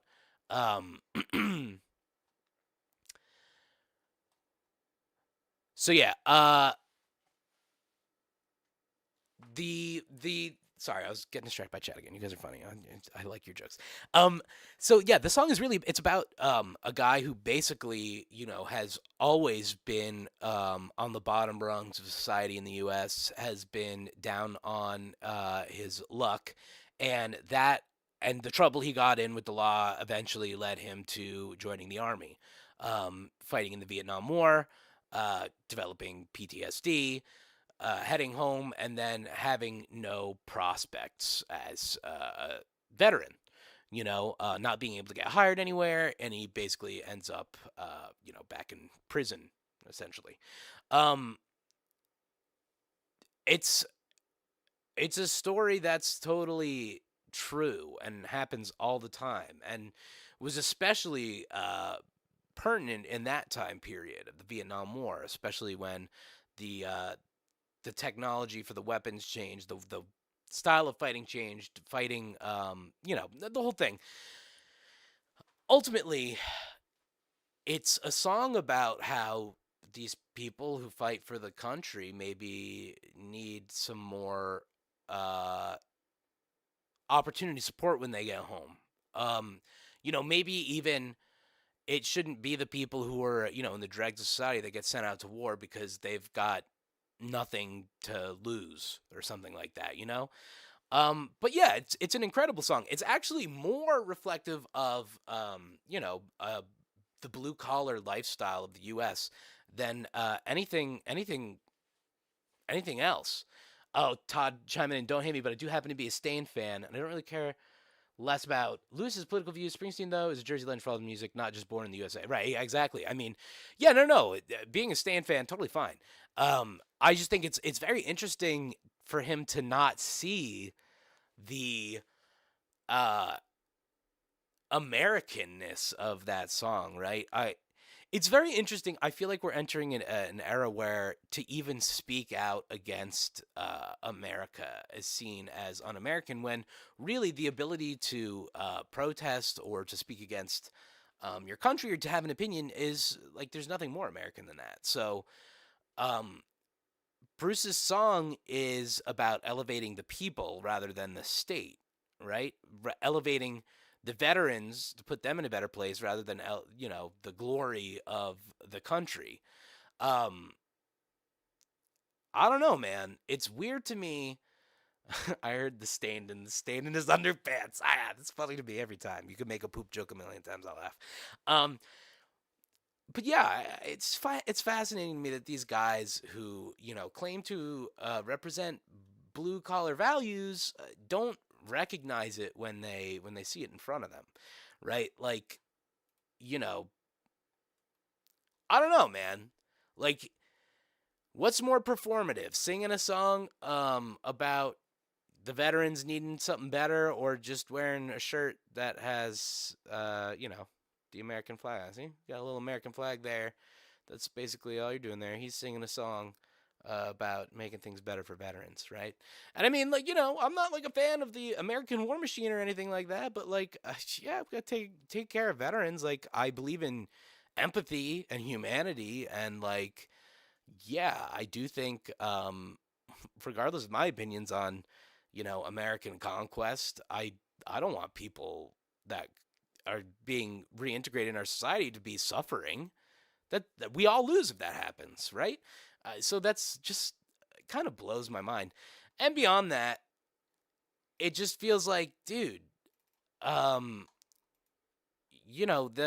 people that are blue collar are like veterans and stuff. So I don't know. I think that's silly.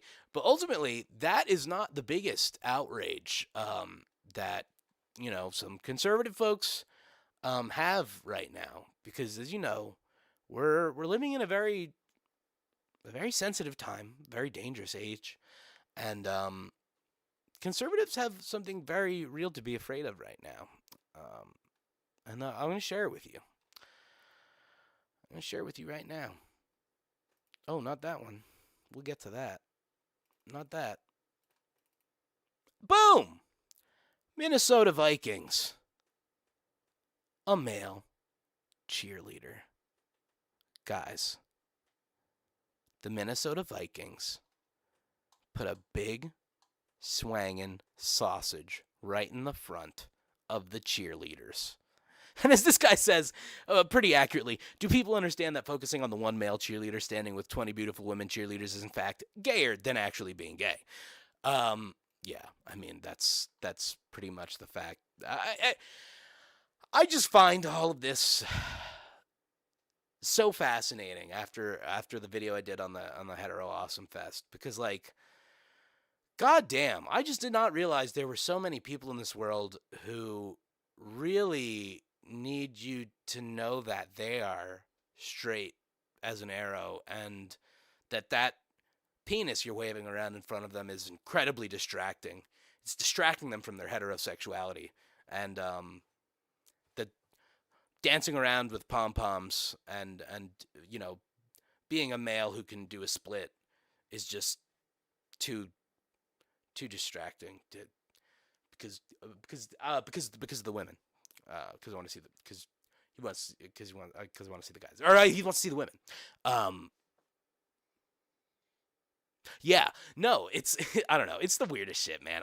It blows my mind. Like, these conservatives get so mad. It's like, literally, there's people like fucking getting there's so much shit going on right now. Oh, I'm so fucking European. I forgot cheerleaders were real. That's one of the most awesome statements I've ever heard. Yes, male cheerleaders have existed as long as cheerleading has been around. You're absolutely correct. I don't know why this is something that people are getting mad at right now. It's just like maybe the Minnesota Vikings didn't have a male cheerleader until now. Like, dude, I have no idea why this is so upsetting. But this is very upsetting. I mean, to some people. First of all, I don't even know where, like, when, like, the game is going on. It's not like the cheerleaders are out in the middle of the field, right? This is good. I shouldn't even, like, go into this because, like, I know so little about sports. I'm going to absolutely fucking embarrass myself. But, like, can you even, they're on the sideline or something, right? Aren't you watching football? I don't get it, man. I don't know. See, like, Hercules can't resist Bussy. That's exactly. Yes. If Logan Paul only did the splits around the world and nothing else, I'd be his biggest fan. Come on. I don't know what to make of that statement, honestly. Oh man, I always confuse the Pauls anyway. Is he the one with the mop top or the one with the other one? That's kind of basically how I remember them. Either way, male cheerleaders are here, man, and I guess they're really upsetting conservatives. Like, you could be upset about schools losing funding. Your kids aren't going to have the same opportunities in the future that you had because of, capitalism going apeshit over AI and stuff like that. You could be worrying about that stuff. Only if you want to take your eye off the prize. Because motherfucker, they got boys out there with the pom-poms. The boys are now getting the pom-poms. I don't know, man. This shit really, I don't know. Do we know, like, do we understand or I'm a heterosexual. I'm gonna put that out there. I'm gonna make a brave declaration and say I am a heterosexual. Okay, I am. And whenever I see men in front of me, it's very platonic, just automatically. I don't really need to think about it. And it feels like conservatives very much need to focus all their mental energy into being seen as straight. I don't know. But maybe it's just the fact that they're delusional. I mean, I think it's a little bit because they're delusional, and I think a lot of the delusions can be seen in, just the way the leadership acts. Like, Todd, speaking of football, how do you see your New York Giants doing this year? Man, I don't know shit about sports. I don't know. Thank you. I am very brave. You're right. Thank you. I'll have you know, I'm cisgender as well. Mm-hmm. Yes. Okay. Moving on. So I am qualified to be a cheerleader. I am a cisgendered male, heterosexual male, obviously. But anyway, moving on. Trump, speaking of delusion, Trump got a new portrait in into the office, the old White House, and this is it. That's the picture. Do you notice anything about this picture? Might it be that the world is on fire behind him? Not only is the world on fire behind him, goddamn, does this give Silent Hill vibes or what? I mean, we picked a good day. We picked a good day to play Silent Hill because this new painting, this is giving what's the Pyramid Head painting? Remnants of a misty day or whatever it's called, right? So like if you commission this painting, like he knows, like you're addicted, you're totalitarian, right? like, you know you're an asshole fucking dictator, right? If you get this, like, look at that. You get that made. You know what you are. You have to. I just, I don't know. It's kind of weird. He's kind of thrown away all the, like, all the pretend of it all, which is, in a way, I'd kind of like to know what we fight against a little easier. So that's I guess good. But dude, I don't know. I can't do it with this shit anymore. Let's cover one more thing, and then let's get into some Silent Hill because this shit is too nightmarish. I want to be in a fantasy world of nightmares bullshit. So right now, one of the last things I kind of want to cover, because I think it's going to be kind of interesting, like what the social impact of this is going to be. I'm just pulling something up here for us guys.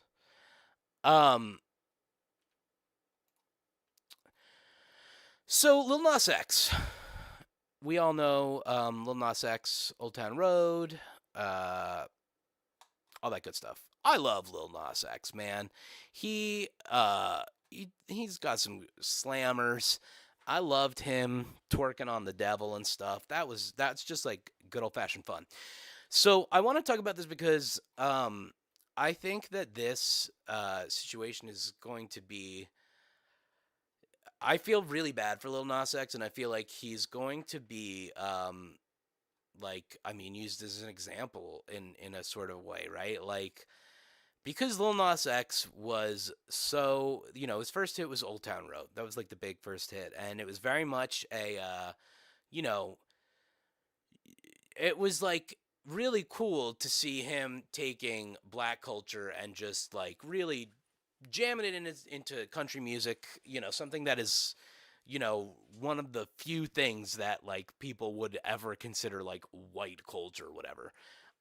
And doing his own thing with it and making it like a big hit. And people really dug it. Like, that's not my favorite song of his, but I really appreciate the impact that it had. Now, basically, so Lil Nas X is facing years in prison because he was charged with 4 felonies, including battery on a police officer. He was running around naked, basically. Let's see what happened here. I don't know if I can even show that much. TMZ broke the story. The Old Town Road rapper was naked on Ventura Boulevard in the San Fernando Valley when cops were called. They say they confronted him. He charged the officers and presumably injured at least 3 of them, hence the 3 felony charges. Nas was also hit with the felony charge of resisting an executive officer, i.e. a cop. The rapper was held without bail over the weekend. He's said to be arraigned later today. Yeah, when cops arrested Nas, they thought he was high on drugs, so they took him to a hospital and later transferred him to jail. Okay, so TMZ obtained the video the day before Nas' arrest where he was acting erratically outside a West Hollywood hotel. I want to talk about this. They thought he was high on drugs. Where do you eat when everything's... Get out of there. So in the queer community, there can be a struggle with certain drugs. So he's hospitalized with bizarre scene. And basically, if you are... So if you probably don't know like a lot about my background in this regard, but I've had the very fortunate pleasure of I work on video professionally. I've done like some really cool stuff with great queer creatives. I made an opera with Monet Exchange. I've worked with Harmonica Sunbeam and a lot of incredible drag queens, and I've been so fortunate. I've been welcomed into the community, and my work has been appreciated, and I in turn have been able to, share in the elevation of people within that community. So to me, the queer community is a very important community to me. It's where I found a lot of my own ability to accept who I am and be more of myself. And I also think it's just such an intersectional community. It's very important to understand it and find empathy and compassion for our brothers and sisters and non-binary friends in the queer community, because it is a community based around love, right? The whole point is that you know, you're attracted to someone, you love someone, and that is, you know, one of the most noble pursuits that could possibly happen. The whole reason I bring this up is because in the queer community, you will hear, you'll hear stories like this. You'll hear people talking about experience they've had where, you know, they've maybe been on drugs and they've had some kind of some sort of experience like this, because it's harder to find support systems. It's harder to find people that will be there for you in the same sort of way. And then when things like this do happen, you know, things which can be incredibly human, you get villainized, and you also get tokenized in a way as, you know, oh, here's the queer community doing XYZ. This is why you can't trust. This is why predators, yada, yada, yada, right? When in reality, I mean, we see celebrities do shit like this all the time. I mean, like, didn't fucking, what's his face? Mel Gibson or something. He's like a huge racist asshole. He's driving around drunk, fucking like, you know, cursing at people, calling them slurs and stuff. And there's, you know, way less smoke for stuff like that than, you know, someone like Lil Nas X. And it even kind of bothers me in the context when I see content creators cover it as like a drama thing, right? Where, you know, they're just talking about this. To me, you know, it's pretty upsetting, man. I do hope he gets better. Yeah, the video, it's just yeah, Miley Cyrus did it on stage. Exactly. Like this is yeah, booty popping for Satan. Yes, please. Yes, Aaron, going through. You guys are awesome. Yeah, like I don't know what substance he was on. I read a little bit. You know, if you go onto some Reddit communities, some queer Reddit communities, you'll find people talking about it, and you'll find people who relate to the firsthand experience. You know, and it's just, dude, it just sucks. I hate to see it. Because people are going to treat this kind of callously, because he's black and he's queer. It's, you know, it's just the way society takes shit and runs with it. It's fucked up. And as soon as I saw this story come out, I immediately got worried because, you know, you've got somebody here who's made artistic statements that are against the norm, right? Booty popping on the devil. We love it. You know, people will say what they'll say about it. He's got artistic marriage. He's got things to say. I always found his music to be really compelling in that regard. So, yeah, I'm worried for him. I mean, you know, it's kind of weird for me to say that. I feel like, because, you know, he's a celebrity, and generally, you know, when it comes to celebrities, I don't really like feel super, you know, compelled to. I'll have the regular amount of empathy I'll have, but I don't feel like, you know, anything extra for it. In this regard, I kind of do. Lil Nas X, I don't know how old he is, but he seems like he's a young dude. I've had nights, man. I've had nights. I remember going out to the city, man. My worst time in the city. Yeah, I'm from New Jersey, so when I say the city, I mean like New York City, because we go in there for concerts and stuff. But when I was in college, I remember going out into the city with my friends, and we went to go see a couple bands. We went to go see the band The Ocean, great hardcore band, and I can't remember who else I was going to see, but I was so psyched.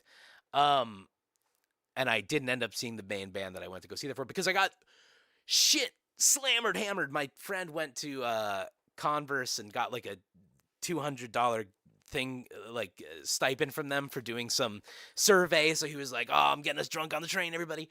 So we drank. You know, we got our Pepsis, poured the booze right in there, and then, you know, drank them down.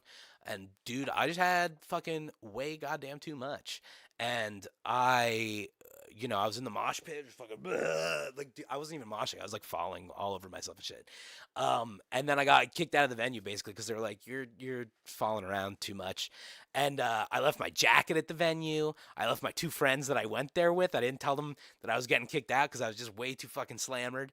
And I was just walking down the streets of New York drunk as fuck. I called my friend up. I was like, yo, how do I get back from where I am? Just like, where are you? I was like, I don't know. And then eventually my friend's family. But like, dude, I don't know. We've all fucking been there. Like, and that's me being just like a straight white dude, going around the city. Like, it's fine. I'm even if a cop came up to me, maybe I'd get thrown in the drunk take or something, but I'd be let out the next day or whatever, but it worries me when I see it happen to someone like Lil Nas X, someone who's black and queer, essentially. Like, it's gonna be used against him, and that's fucked up. It's just not fair. So, yeah, I'm worried about him in that regard. So that's where we'll kind of leave it for the news today. Because I want to play some Silent Hill. I don't know about you guys, but I'm trying to get spooked. I'm up late prepping gay merch for a furry con. Yeah, hell yeah. Let's go, Hell Breakfast. No, yeah, we've all been there. We've all been there. Check out Exist Trace for unconventional Japanese woman, also sometimes growling. Dude, I will check them out. I love Japanese music. The Japanese rock scene is fucking sick. The Japanese punk scene is sick. Before we get into Silent Hill, just like, if I can convince you to jam on any Japanese music, like, go listen to Japanese metal, Maximum the Hormone, top Japanese metal band. You should be listening to them. They are the Japanese System of a Down. They are fucking awesome. But also, you got to check out Atarashi Gakko for your J-pop fix. They are so, like, out of the box. I'm a huge fan.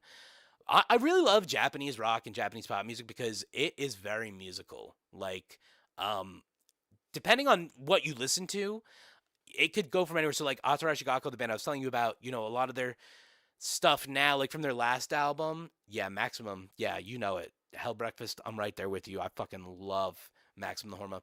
And yeah, Maximum Cassiopeia, is that oh no, you know what? I was thinking of Coheed and Cambria before they were Coheed and Cambria. They were Shibuti, but they had a song called Cassiopeia. Yeah, I can sing some Maximum the Hormone songs. Let's go. Yeah.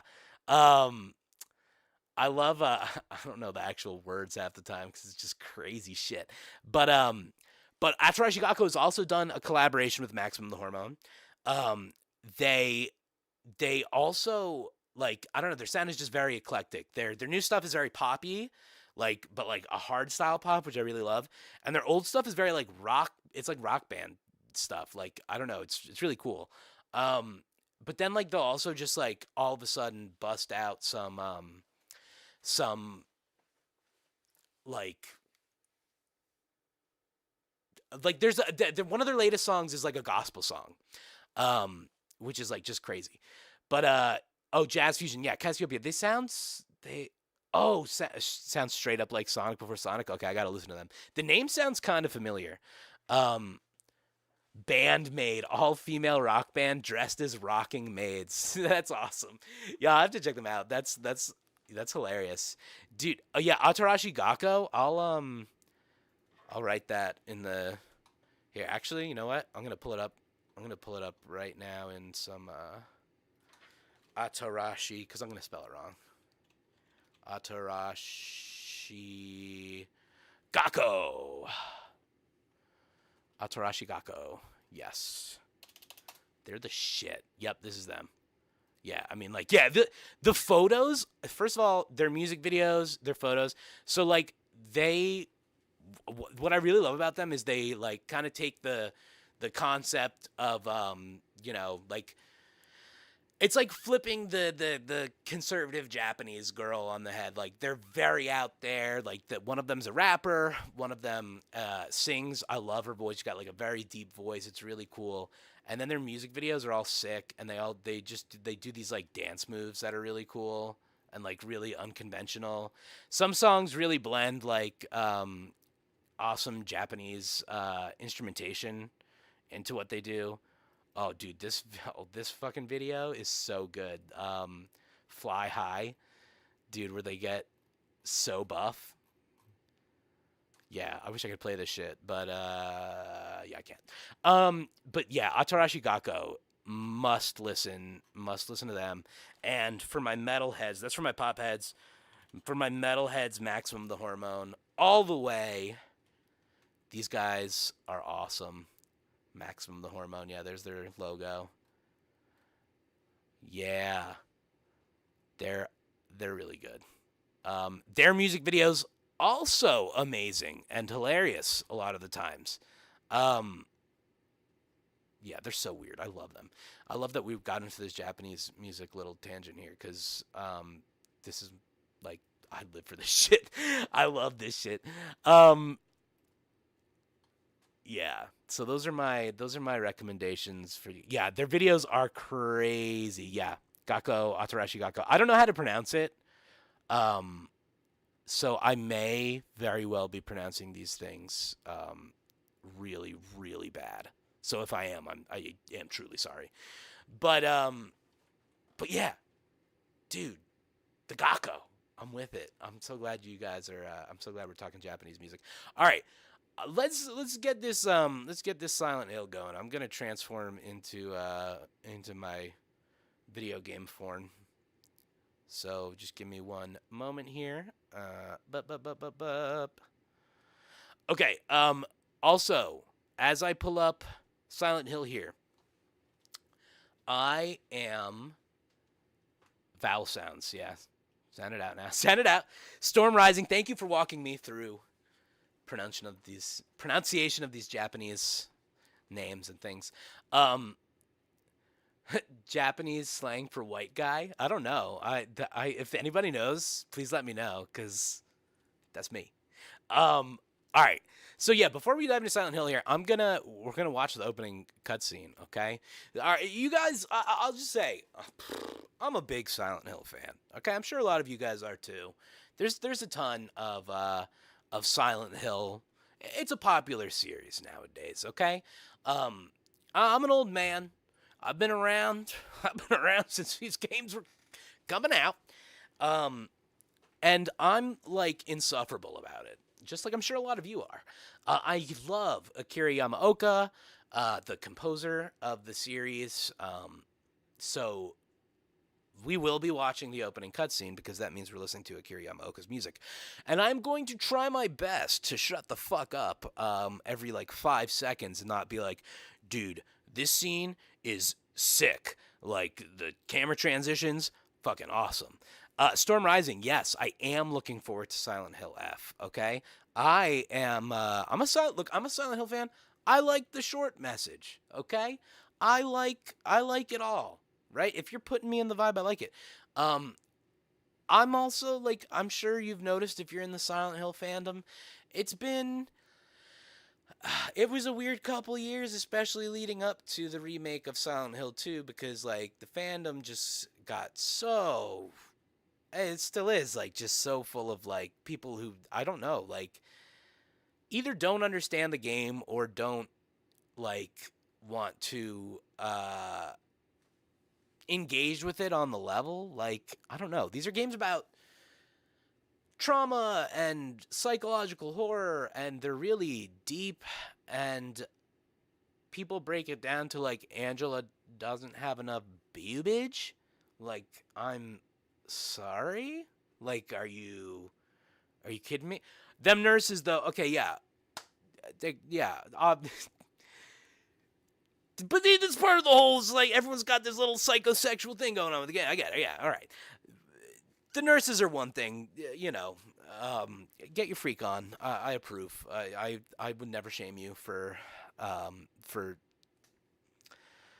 finding something so, frightening to be slightly horny. But, boy, there's some characters that they talk about, like, why are I don't think you get the game or even care about it if you're saying things like that. But all that being said, let's get on to some gaming. I'm gonna flip into game mode here. Oh my goodness, what? Oh my gosh.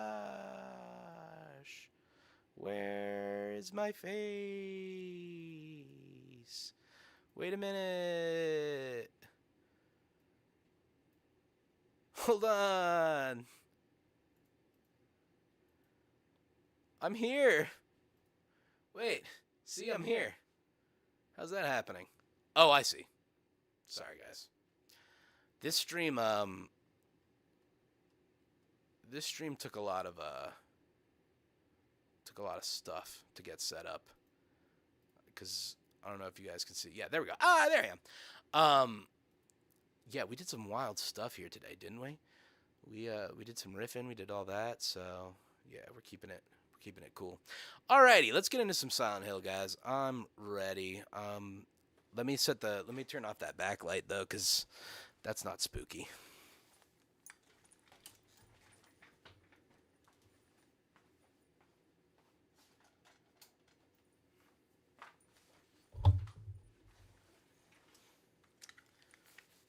So scary. So scary. Oh my gosh. All right, here we go. I hope I don't get totally spooked.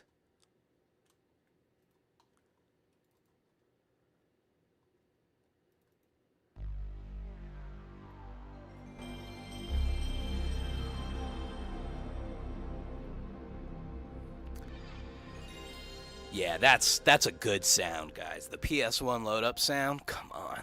That's my jam. Yep, violent and disturbing images. That's what we're here for.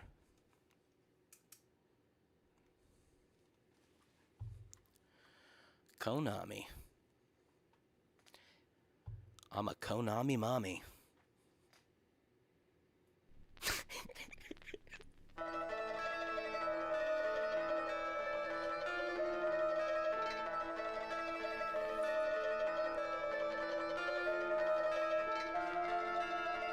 Fucking triangular pussy gun.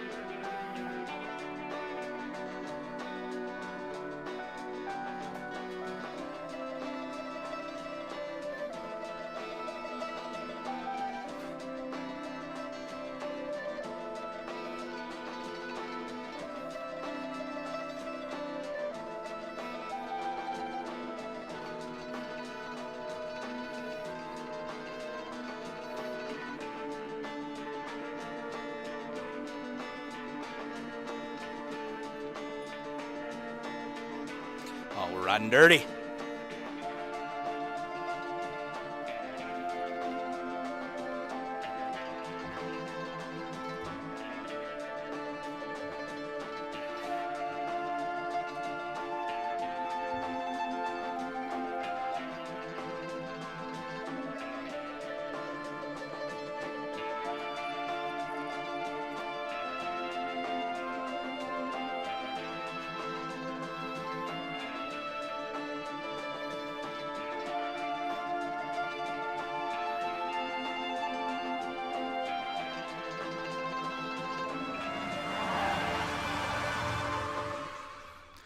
Oh, it's foggy up in here. All right, here we go. Yeah, so, come on, guys. It's Silent Hill. It's Silent Hill. The hill is silent. Technically, you should be pronouncing it as just silent. That was stupid.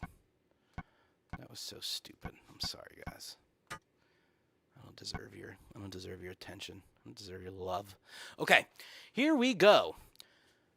Yes, you must wave like a frond to the music. Thank you for goddamn understanding me. Oh, also, if you play Silent Hill and you don't listen to Portishead's album Dummy, you're wrong. So go make sure you listen to Portishead at some point. Okay, let's get into this. I'm a normal boy.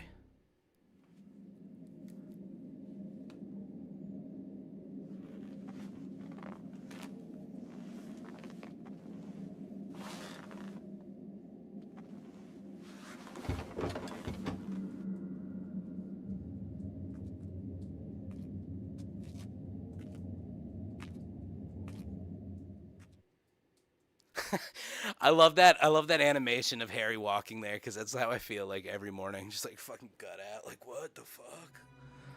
Cloud looks so weird riding a motorcycle with a helmet on. That's funny. Cheryl, where could you be? It's strange. It's quiet. Too quiet.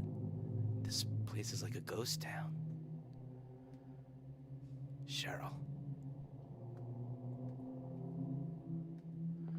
All right, now Harry's got the shuffle. If you didn't know that about Harry, the boy got the shuffle. Now I also like to, I've played this game a billion times, but I still like to just like I'm a wanderer. I like to roam the town. I do like to like just remember what were all the limits to all the places we could go to. Right? Where's our car? Why can we leave? Bachman Road. Yeah, you all know who Bachman is, right? That's Stephen King, Richard Bachman. If you were jamming on books like Thinner, then you were jamming on Richard Bachman. Oh, here's our whip. Yeah, too banged up to drive. You really did a number on that one, Harry. Where's Cheryl? Hope she's safe. Hey, you really fucked this car up. You really did a number there. All right. When was the last time you found the last hidden spot? What's the last hidden spot? What is that? Is that, they say on a lady there's a spot where you can find great success. Is that what you're referring to? I have not found that. It's fucking stupid. Alright. Can't go in here, can we? Nope. That's the closed door simulator. Footsteps?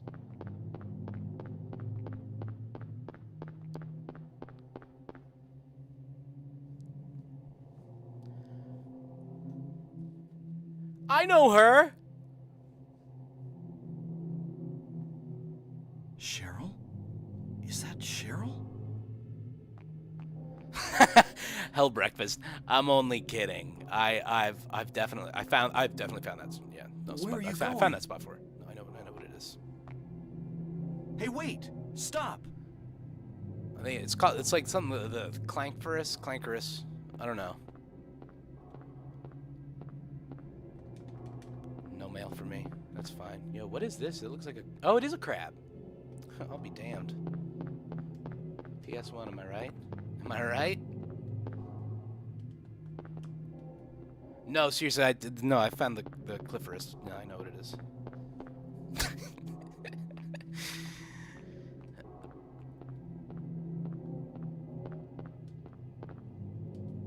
I'd better follow Cheryl. Oh, I guess, but I want fish and fries, though. All right.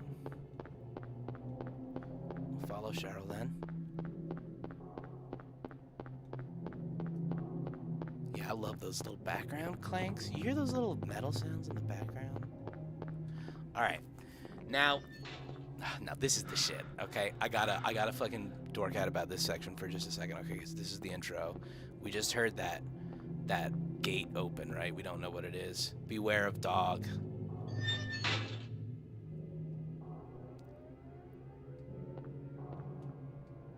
Look at that. Fucking nasty. alarms starting to wail in the distance. That is never good in Silent Hill. Now, this section, I gotta gush about it for a second. Masterclass in camera work. As a film person, I really love this.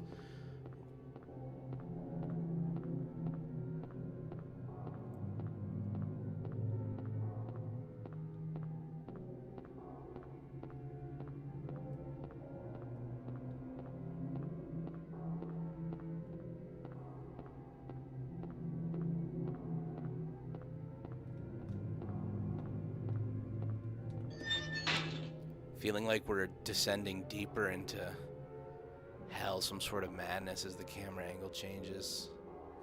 That's strange. It's getting darker. Better than nothing, I guess.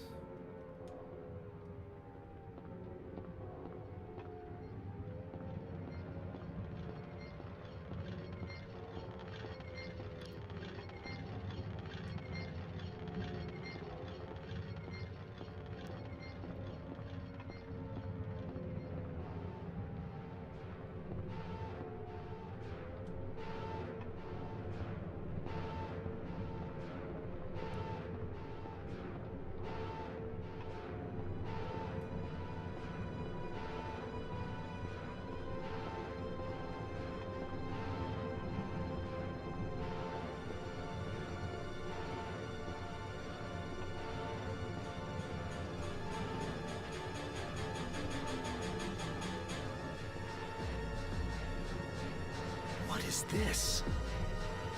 What's going on here?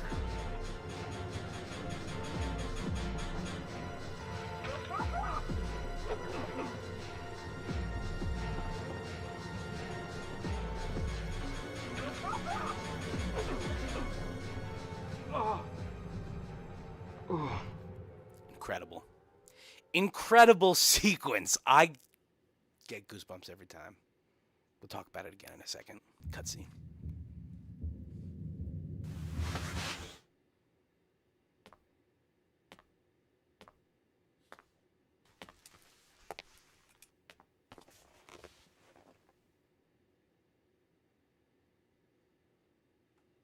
Cloud. Final Fantasy. Was I dreaming? How do you feel? Oh, like I've been run over by a truck. But I'm all right, I guess. Glad to hear it. You from around here? Why don't you tell me what happened? Wait a second, I'm just a tourist. I came here for a vacation. I just got here. I don't know what happened. I'd like to find out myself. Uh-huh. Have you seen a little girl? Just turned 7 last month. Short, black hair. My daughter. Sorry. The only person I've seen in this town is you. Where is everybody? I'd tell you if I knew, believe me. But from what I can tell, something bizarre's going on. That's all I know.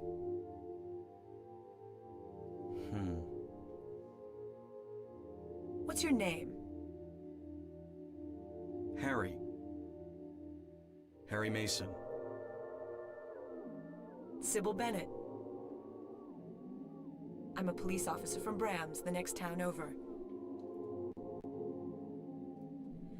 The phones are all dead, and the radio too. I'm going back to call in some reinforcements.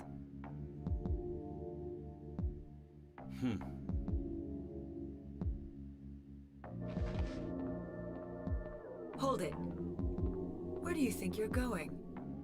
My daughter. I've got to find her. No way. It's dangerous out there. In that case, I need to find her now. Cheryl's my little girl. I can't just leave her out there by herself. Have you got a gun? No. Take this, and hope you don't have to use it. Now listen to me. Before you pull the trigger, know who you're shooting. And don't do it unless you have to. And don't go blasting me by mistake. Got it? Yeah, thanks. You do best to stay nearby. I'll be back with help as quick as I can.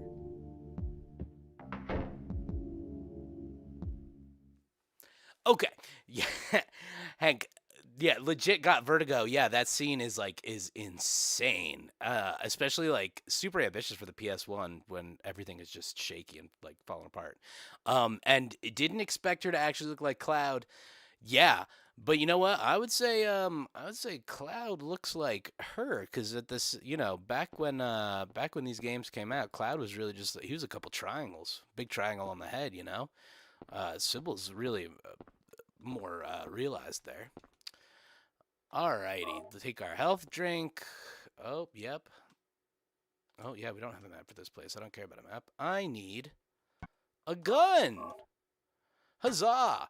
And one of my favorite things about the intro to this game is the police officer who just gives you a gun. She says, "Hey, this place is dangerous. Do you have anything to protect yourself with? Take my gun. I don't need it. I'm just I do the fisticuffs. I'm gonna strangle monsters." Oh yeah, look at this. Here we go. Now, fun fact: I'm pretty sure this is this a KISS arcade or pinball machine? I think it's a KISS pinball machine. I can't remember. Okay. Anyway, this bird's about to fly in here. I need to remember. Yeah, that's how I ready my weapon. Oh, let me get the radio. You think there's anything good on the radio, guys? Cloud is the OG trap. Cloud is literally, in so many senses, the OG trap. Did you guys play Rebirth and Remake? Because the updated honeybee scene in those games is so good. Kitchen knife, health drink, yes. Oh, yeah, okay, so I'm supposed to walk away from the radio now. So notice, the radio didn't work, guys. Isn't that crazy? Look at that. Hey, radio, do you work? No, can't hear anything. Guess we should leave. Duh! What's that? Duh. Huh, radio. What's going on with that radio? They just don't make voice acting like this anymore.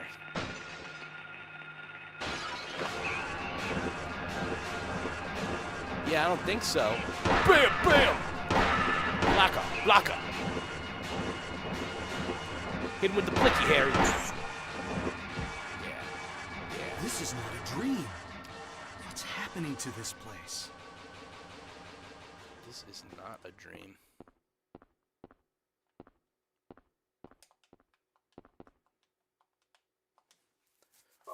Take it. All right, and I'm a save scummer, guys. You're gonna hate me, but I save scum.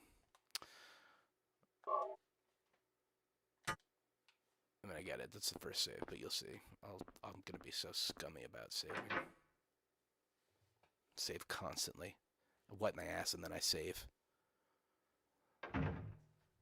Where could Cheryl have gone? Guess I'll check that alley again. You ever, wonder... I don't know, to make the plot of a horror game or a horror film, you need to have people just make the worst fucking decisions they could ever possibly make. Remember that alley we went down that had, the crucified flesh demon and then, all those little babies that stabbed us? Let's check it out. should probably check it out. Bam! Man, I love the map for Silent Hill. Guys, I love Silent Hill. This is just like foggy perfection. If I could just put this audio on loop and fall asleep to it, I would. Yeah, I know Cheryl's the other way. I like looking around. I don't want to run all the way that way. No, fuck it. Alright, let's just do this.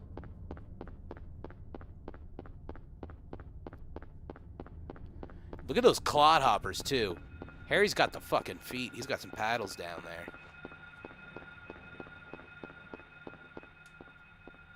Gotta preserve that stamina, too. Harry, he's yes, the Vaseline on Homer's teeth. God damn.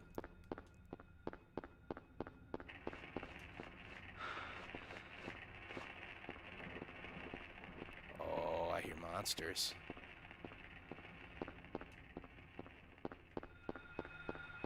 We're hearing them. Cloud is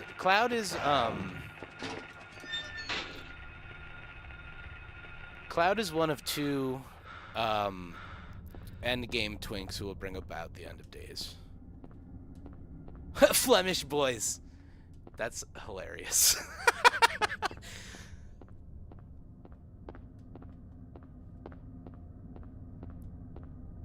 Back here again.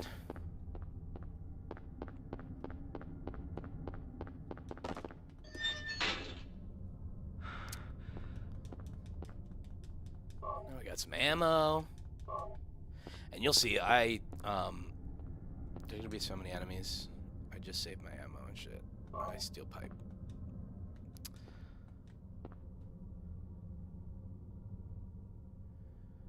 To school. Yes, Sephiroth. Although, isn't the Cheryl sketchbook? I don't think he's. I wouldn't say he's a twink. She's at the school. But he has an incredible physique. Midwich Elementary School. I'm trying to work on my Midwich, you know? I'm trying to work on that Midwich. Sketchbook cover. This picture. It's me. You gotta have more self-esteem than that, Harry. The first picture that Cheryl drew in the sketchbook that I gave her on her 5th birthday. Oh, man. I will say these Silent Hill games, when you have a child, all these games that include like a child, they really kind of mess with you, man. Yes. Oh, you're right. Hell Breakfast. 1000% correct. I'm sorry, I'm running into walls because I'm looking at Hell Breakfast. Sephiroth is angry because he's suffered twink death, and that is that's true. He's yeah, he's more of like a mother boy. Oh, get out of here, doggy.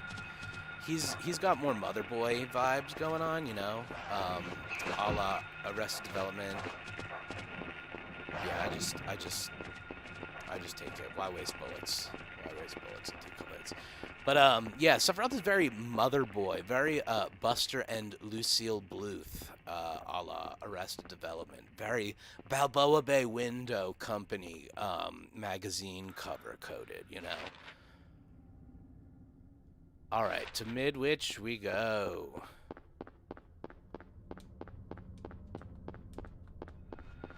I like your all caps name, Hell Breakfast, because I like the name Hell Breakfast. That's really a cool name. As someone who likes to sprinkle a little hell in their name, I like Hell Breakfast. That sounds fun. And I'm assuming a Hell Breakfast would be like a plate of demonic Rocky Mountain oysters or something like that. Yeah, Hank, you type a lot, but we love you for that. You've been keeping me laughing.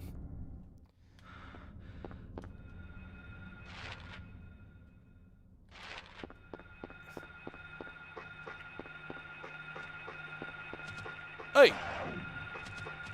Oh, this is classic. I'll come back here later, whatever, fine. Fine, you're gonna bite me right in the face?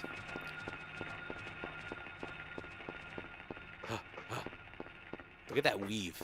It's all about the weave, baby. You'll see as I make my way down these streets later on, I really get that weave going.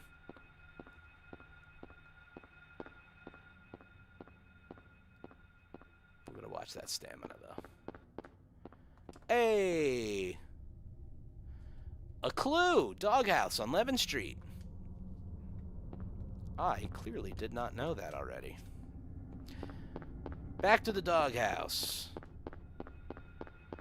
Now I'm hoping there's a dog. Oh! You can't catch me. What'd I say about the bob and the weave? What'd I say about the bob and the weave? Uh-oh! Shit! He bob and weaved me. Hey, enough with the anti-gravity dog shit. I'm gonna have to shoot you. Look at that. Bada bing, bada boom. Alright. Get the fuck out of here before he kills me. I must be hurting a little bit, huh? I took a couple bites there. Yeah. Yeah. He's in the yellow zone, but you know what? That mustard don't impress me much. That I'm gonna go for yeah, dodge, dip, duck, dive, dick, dive, and dodge. Fuck. No, yeah, we're bobbing and weaving over here. Look at this. See this, guys? If you never played a Silent Hill game, this is the game right here. It's locked. This is the game, brother. Come on. Let's see. Handgun ammo. Love it. Look at that TV. Look at that fine CRT. TV set. The power must be out. It doesn't work. You're a smart guy, Henry, whatever. Wasn't Harry one of the wet bandits from Home Alone? Or the sticky bandits from Home Alone 2? There's ammo right there. There's ammo right there. It's not nothing useful. That's for a gun. Thank you. Thank you. Let me shimmy on over here. Just like a human walks. Yeah. Hit that safe spot. Ooh, the safe spot feels so good. All right.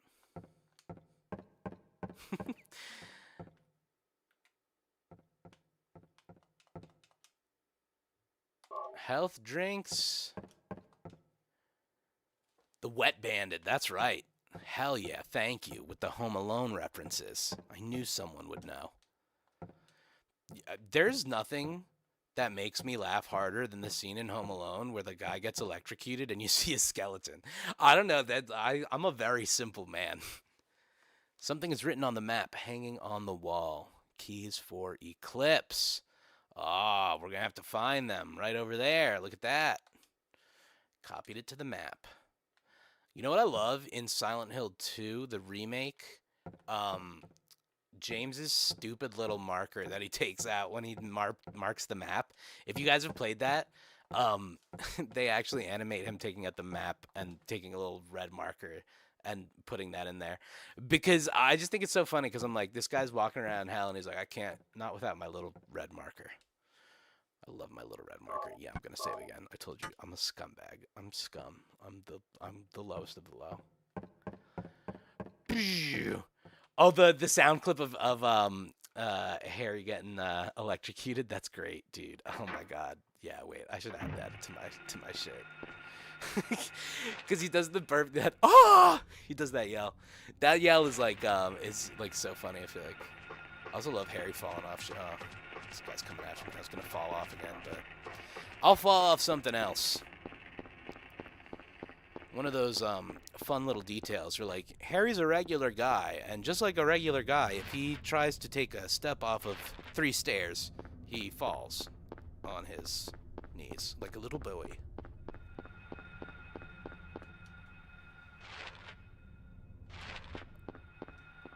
Alright, we're making a charge. Making a charge all the way down the street.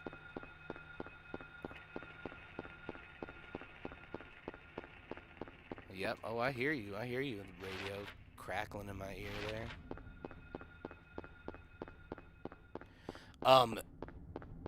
Actually, I have a really cool Home Alone story that's like totally random. I have a lot of stories that I feel like if people heard them, they'd be like, oh, like you're just making that up or whatever. But like, not like they're like, oh, dude, that's the coolest thing that ever happened. They're just like so random and weird that it's like, okay, I don't.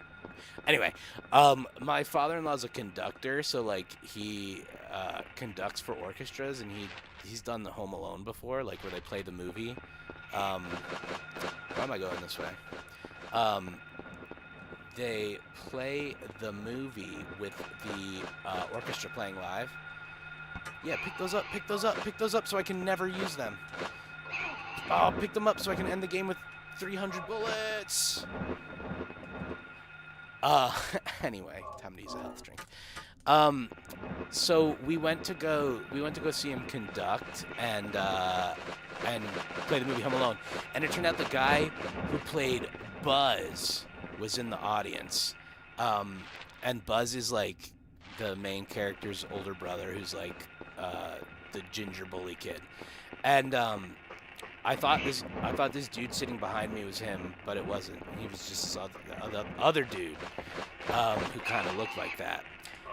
But anyway, the real Buzz stood up and then came backstage to like hang with my father-in-law and the rest of us, just to like celebrate the show. And there's a piano backstage, and he's like, "Oh, piano! You mind if I tickle the ivories?" You know, and he just starts playing some Christmas carols. Like, it wasn't particularly good, but it was just really funny that Buzz was just like we were all chilling, like nobody wanted anyone to play piano, like we just got through the whole like show and everything. We just listened to a whole bunch of Christmas shit, you know, like no Buzz, nobody wants that. But Buzz had to have it. So Buzz plunked out a couple tunes on the piano, and we were all like, what the fuck is going on right now? Just Buzz from Home Alone is here trying to like spread holiday cheer, and what the fuck is happening? So yeah, that's my Buzz story. How about that? How about that? Bet you didn't know that I knew Buzz from Home Alone. Obviously, having met him one time means we're tight. Oh, where the fuck am I going again? I totally, like, spaced out talking about Buzz and forgot what key I just picked up. Scarecrow, the key to the garden of the house. Oh, yeah. Cool. I gotta get a bunch of keys. Peace! Alright, down the street we go. We need 3 keys. 3 keys. Not free keys. 3 keys. Hey. Don't you make me dip, dive, dick, dodge, and dive. Because I'll do it. God damn it, I'll do it. Alright. Yep. Buzz killed. Exactly. You know how, first of all, God, do I appreciate a good play on words there. But, yeah, Buzz was killing the Buzz, dude. That's exactly what it was. Oh, you're a pianist? Oh, that's awesome. That's really cool, Hank. That's really, really awesome. Like I said before, I work with an orchestra, so I've met some really great pianists, and I really appreciate great piano players. My wife's really great at piano as well. She's like a real musician. I just do like fucking riffs and shit. I'm just like, I can make the guitar go whew.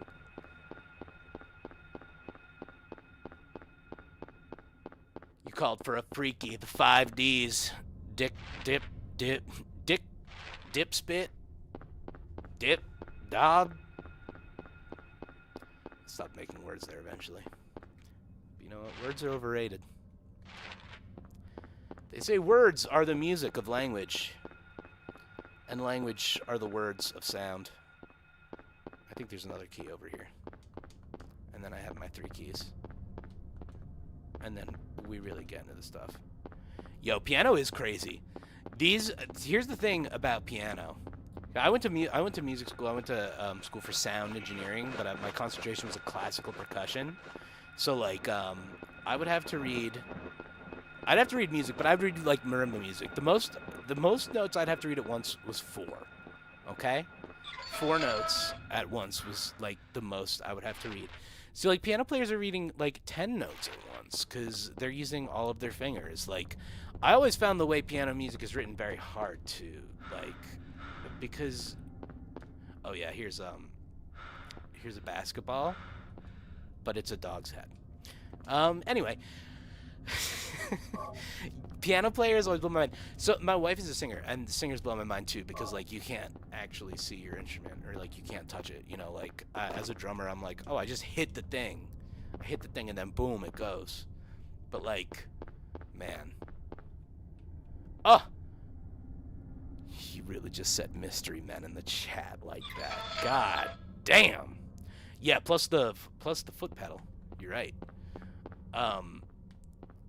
Yes. Oh, yeah. So, Kermit, I have watched an organist. My father-in-law plays a mean organ, which is pretty cool. But yeah, like, yeah, you got to use your feet. That's like next level shit. Absolutely. I have so much respect for musicians who read music vertically. I haven't done it in so fucking long. So, like, I used to do it for school, but, like, man.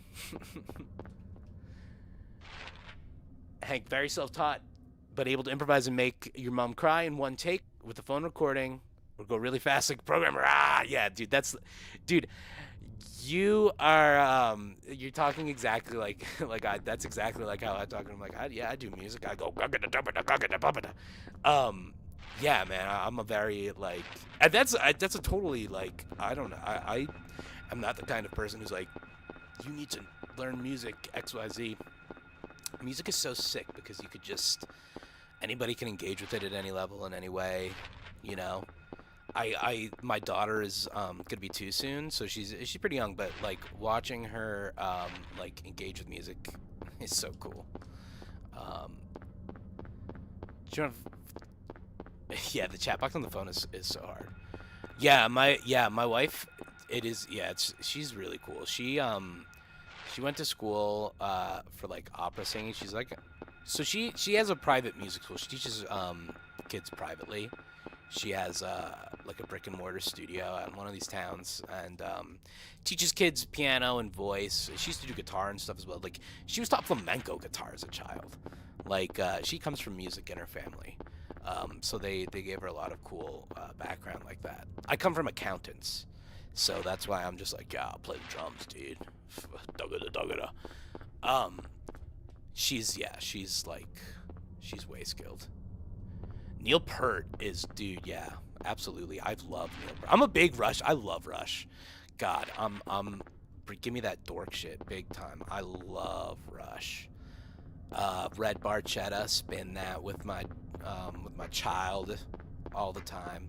Spirit of the Radio. Yeah, big Rush fan. I'm loving this music chat right now that we got going on, guys.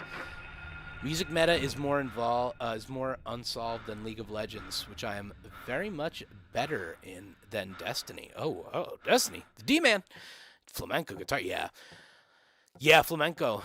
When she was a child, she doesn't play it anymore, but like she still has her old like nylon string and stuff.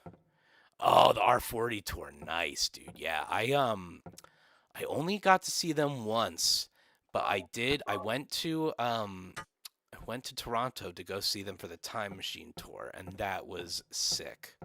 That was awesome. Can't really be mean to drummers. I tried a few times and could never do the arms and legs at the same time. I just decided to be a bass. Oh yeah, I love bass guitar. I've been getting into bass guitar lately. I never used to play it. My older brother's an awesome bassist, but I'm getting into slat big time. I'm having a lot of fun with that. But you can be mean to drummers. We don't even notice a lot of the time. You can be mean to drummers. We're dumb. We're dumb and fun. And that's just the way it is. Scarecrow, Woodman, Lion.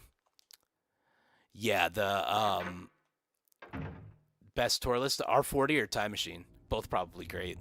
Both so good. But probably similar things, honestly. Except Time Machine more intentionally hitting some of the stuff. The Time Machine tour, I really loved too because they had some really Time Machine was Time Machine was awesome. It's literally just all the hits from all over time, you know. I love Rush. I love like all the eras of Rush. I like the 80s. I love Subdivisions. Okay, I like it all. To be fair, I never really listened to like Snakes and Arrows or anything past like some of the modern stuff. Yeah, Time Machine, I don't remember if it played full Moving Pictures or just like most of Moving Pictures, because I mean it's like 5 songs and all of them are perfect. Maybe they didn't play La Via Strangiata? I don't remember. Slap is fun but hard to control, yeah. Oh yeah, the slap bass from Korn, yeah. That's like the low tune slap stuff. I only have like a standard tune bass. I want to get a 5-string because obviously I have the 7-string guitar, so yeah. Yeah, grew up on stuff like Rush. I agree. Yeah, same. My dad was a big Rush fan, so yeah, he got me heavy into that Rush. He said, "Hey son, what you know about wizards?"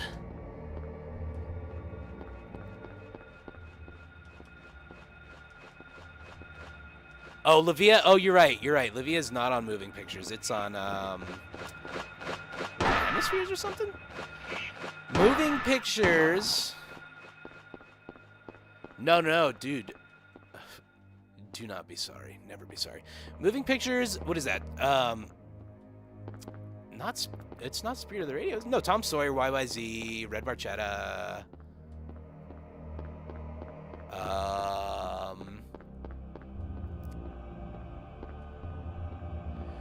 My wife keeps trying to get me to pick up airbrushing so we can buy a van and put a wizard on it. Dude, pick up airbrushing. What are you doing?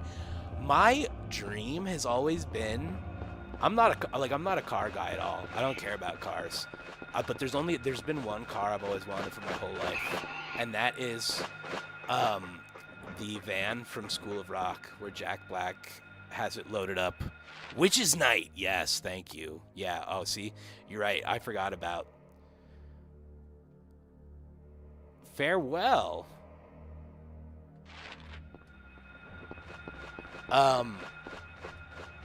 Anyway, like I was saying, the Camera's Eye. Yes. I like Camera's Eye. Witch Hunt? Vital Signs? I can't remember. There's so many songs that I'm now like, maybe I don't remember the albums from as much as I thought I did. Which album has Cygnus X1? That's one of my favorites. Hey, I'm weaving over here. I'm weaving. Oh my God, you actually bit me. I thought I was gonna make it out of here clean.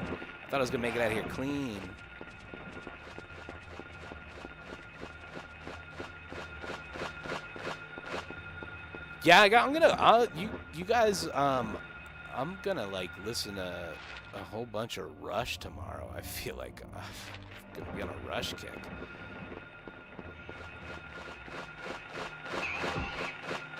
All right.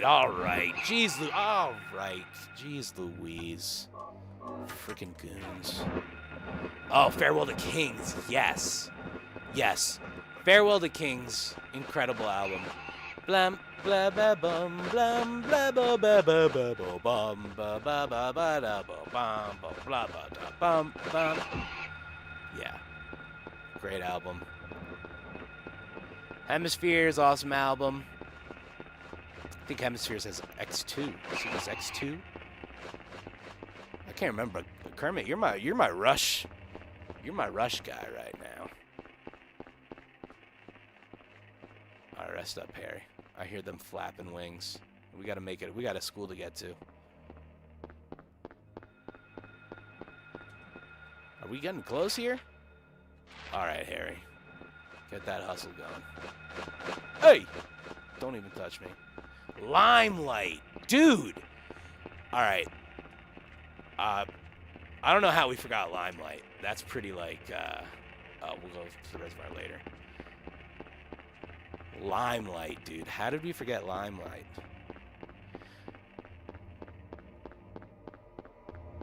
I can't pretend a stranger is a long-awaited friend. It's my fucking shit. Give me that Getty. Yeah, get out of here. Get out of here. You can't catch me. I'm too fast. All right, gang. We reached Midwich Elementary School. Yeah, Cygnus X1, Last Song of Farewell. Cygnus X2, Hemispheres. First track of Hemispheres. Yes. Dude, that's it. Yo, you're sending me right back. That actually gave me goosebumps a little bit. Because I'm a little rush dork.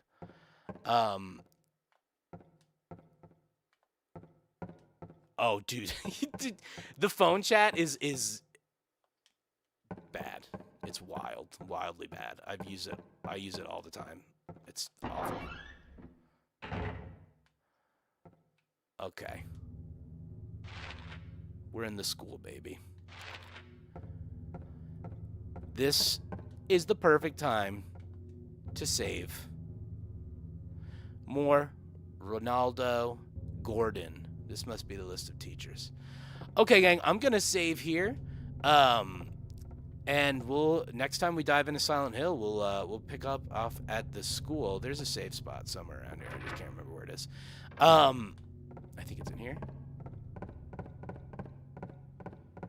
No, that's ammo.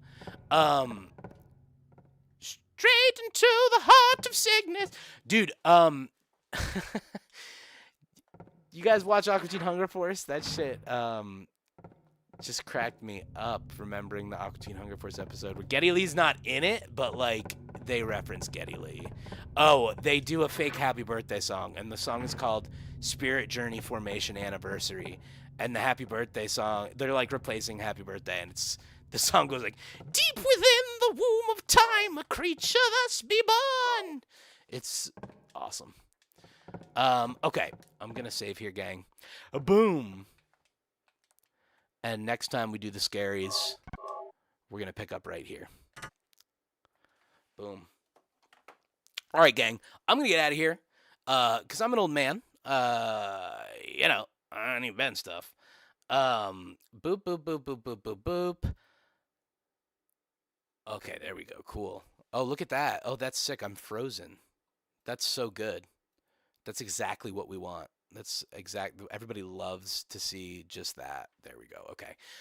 Yeah. So thank you guys for joining me for my first ever stream. This was a goddamn blast. And I'm so excited to do this again. Thank you guys for hanging. You know, I'm definitely going to do more streams that are exactly like this, where we have music, news, and gaming. I might also do streams where we just hang and game and pop in and catch up on stuff really quick, because this was really fun, and I really love chatting with you guys. Great talking about Atarashi Gakko and Rush and fucking everything. You guys have been awesome. So I'm going to get out of here.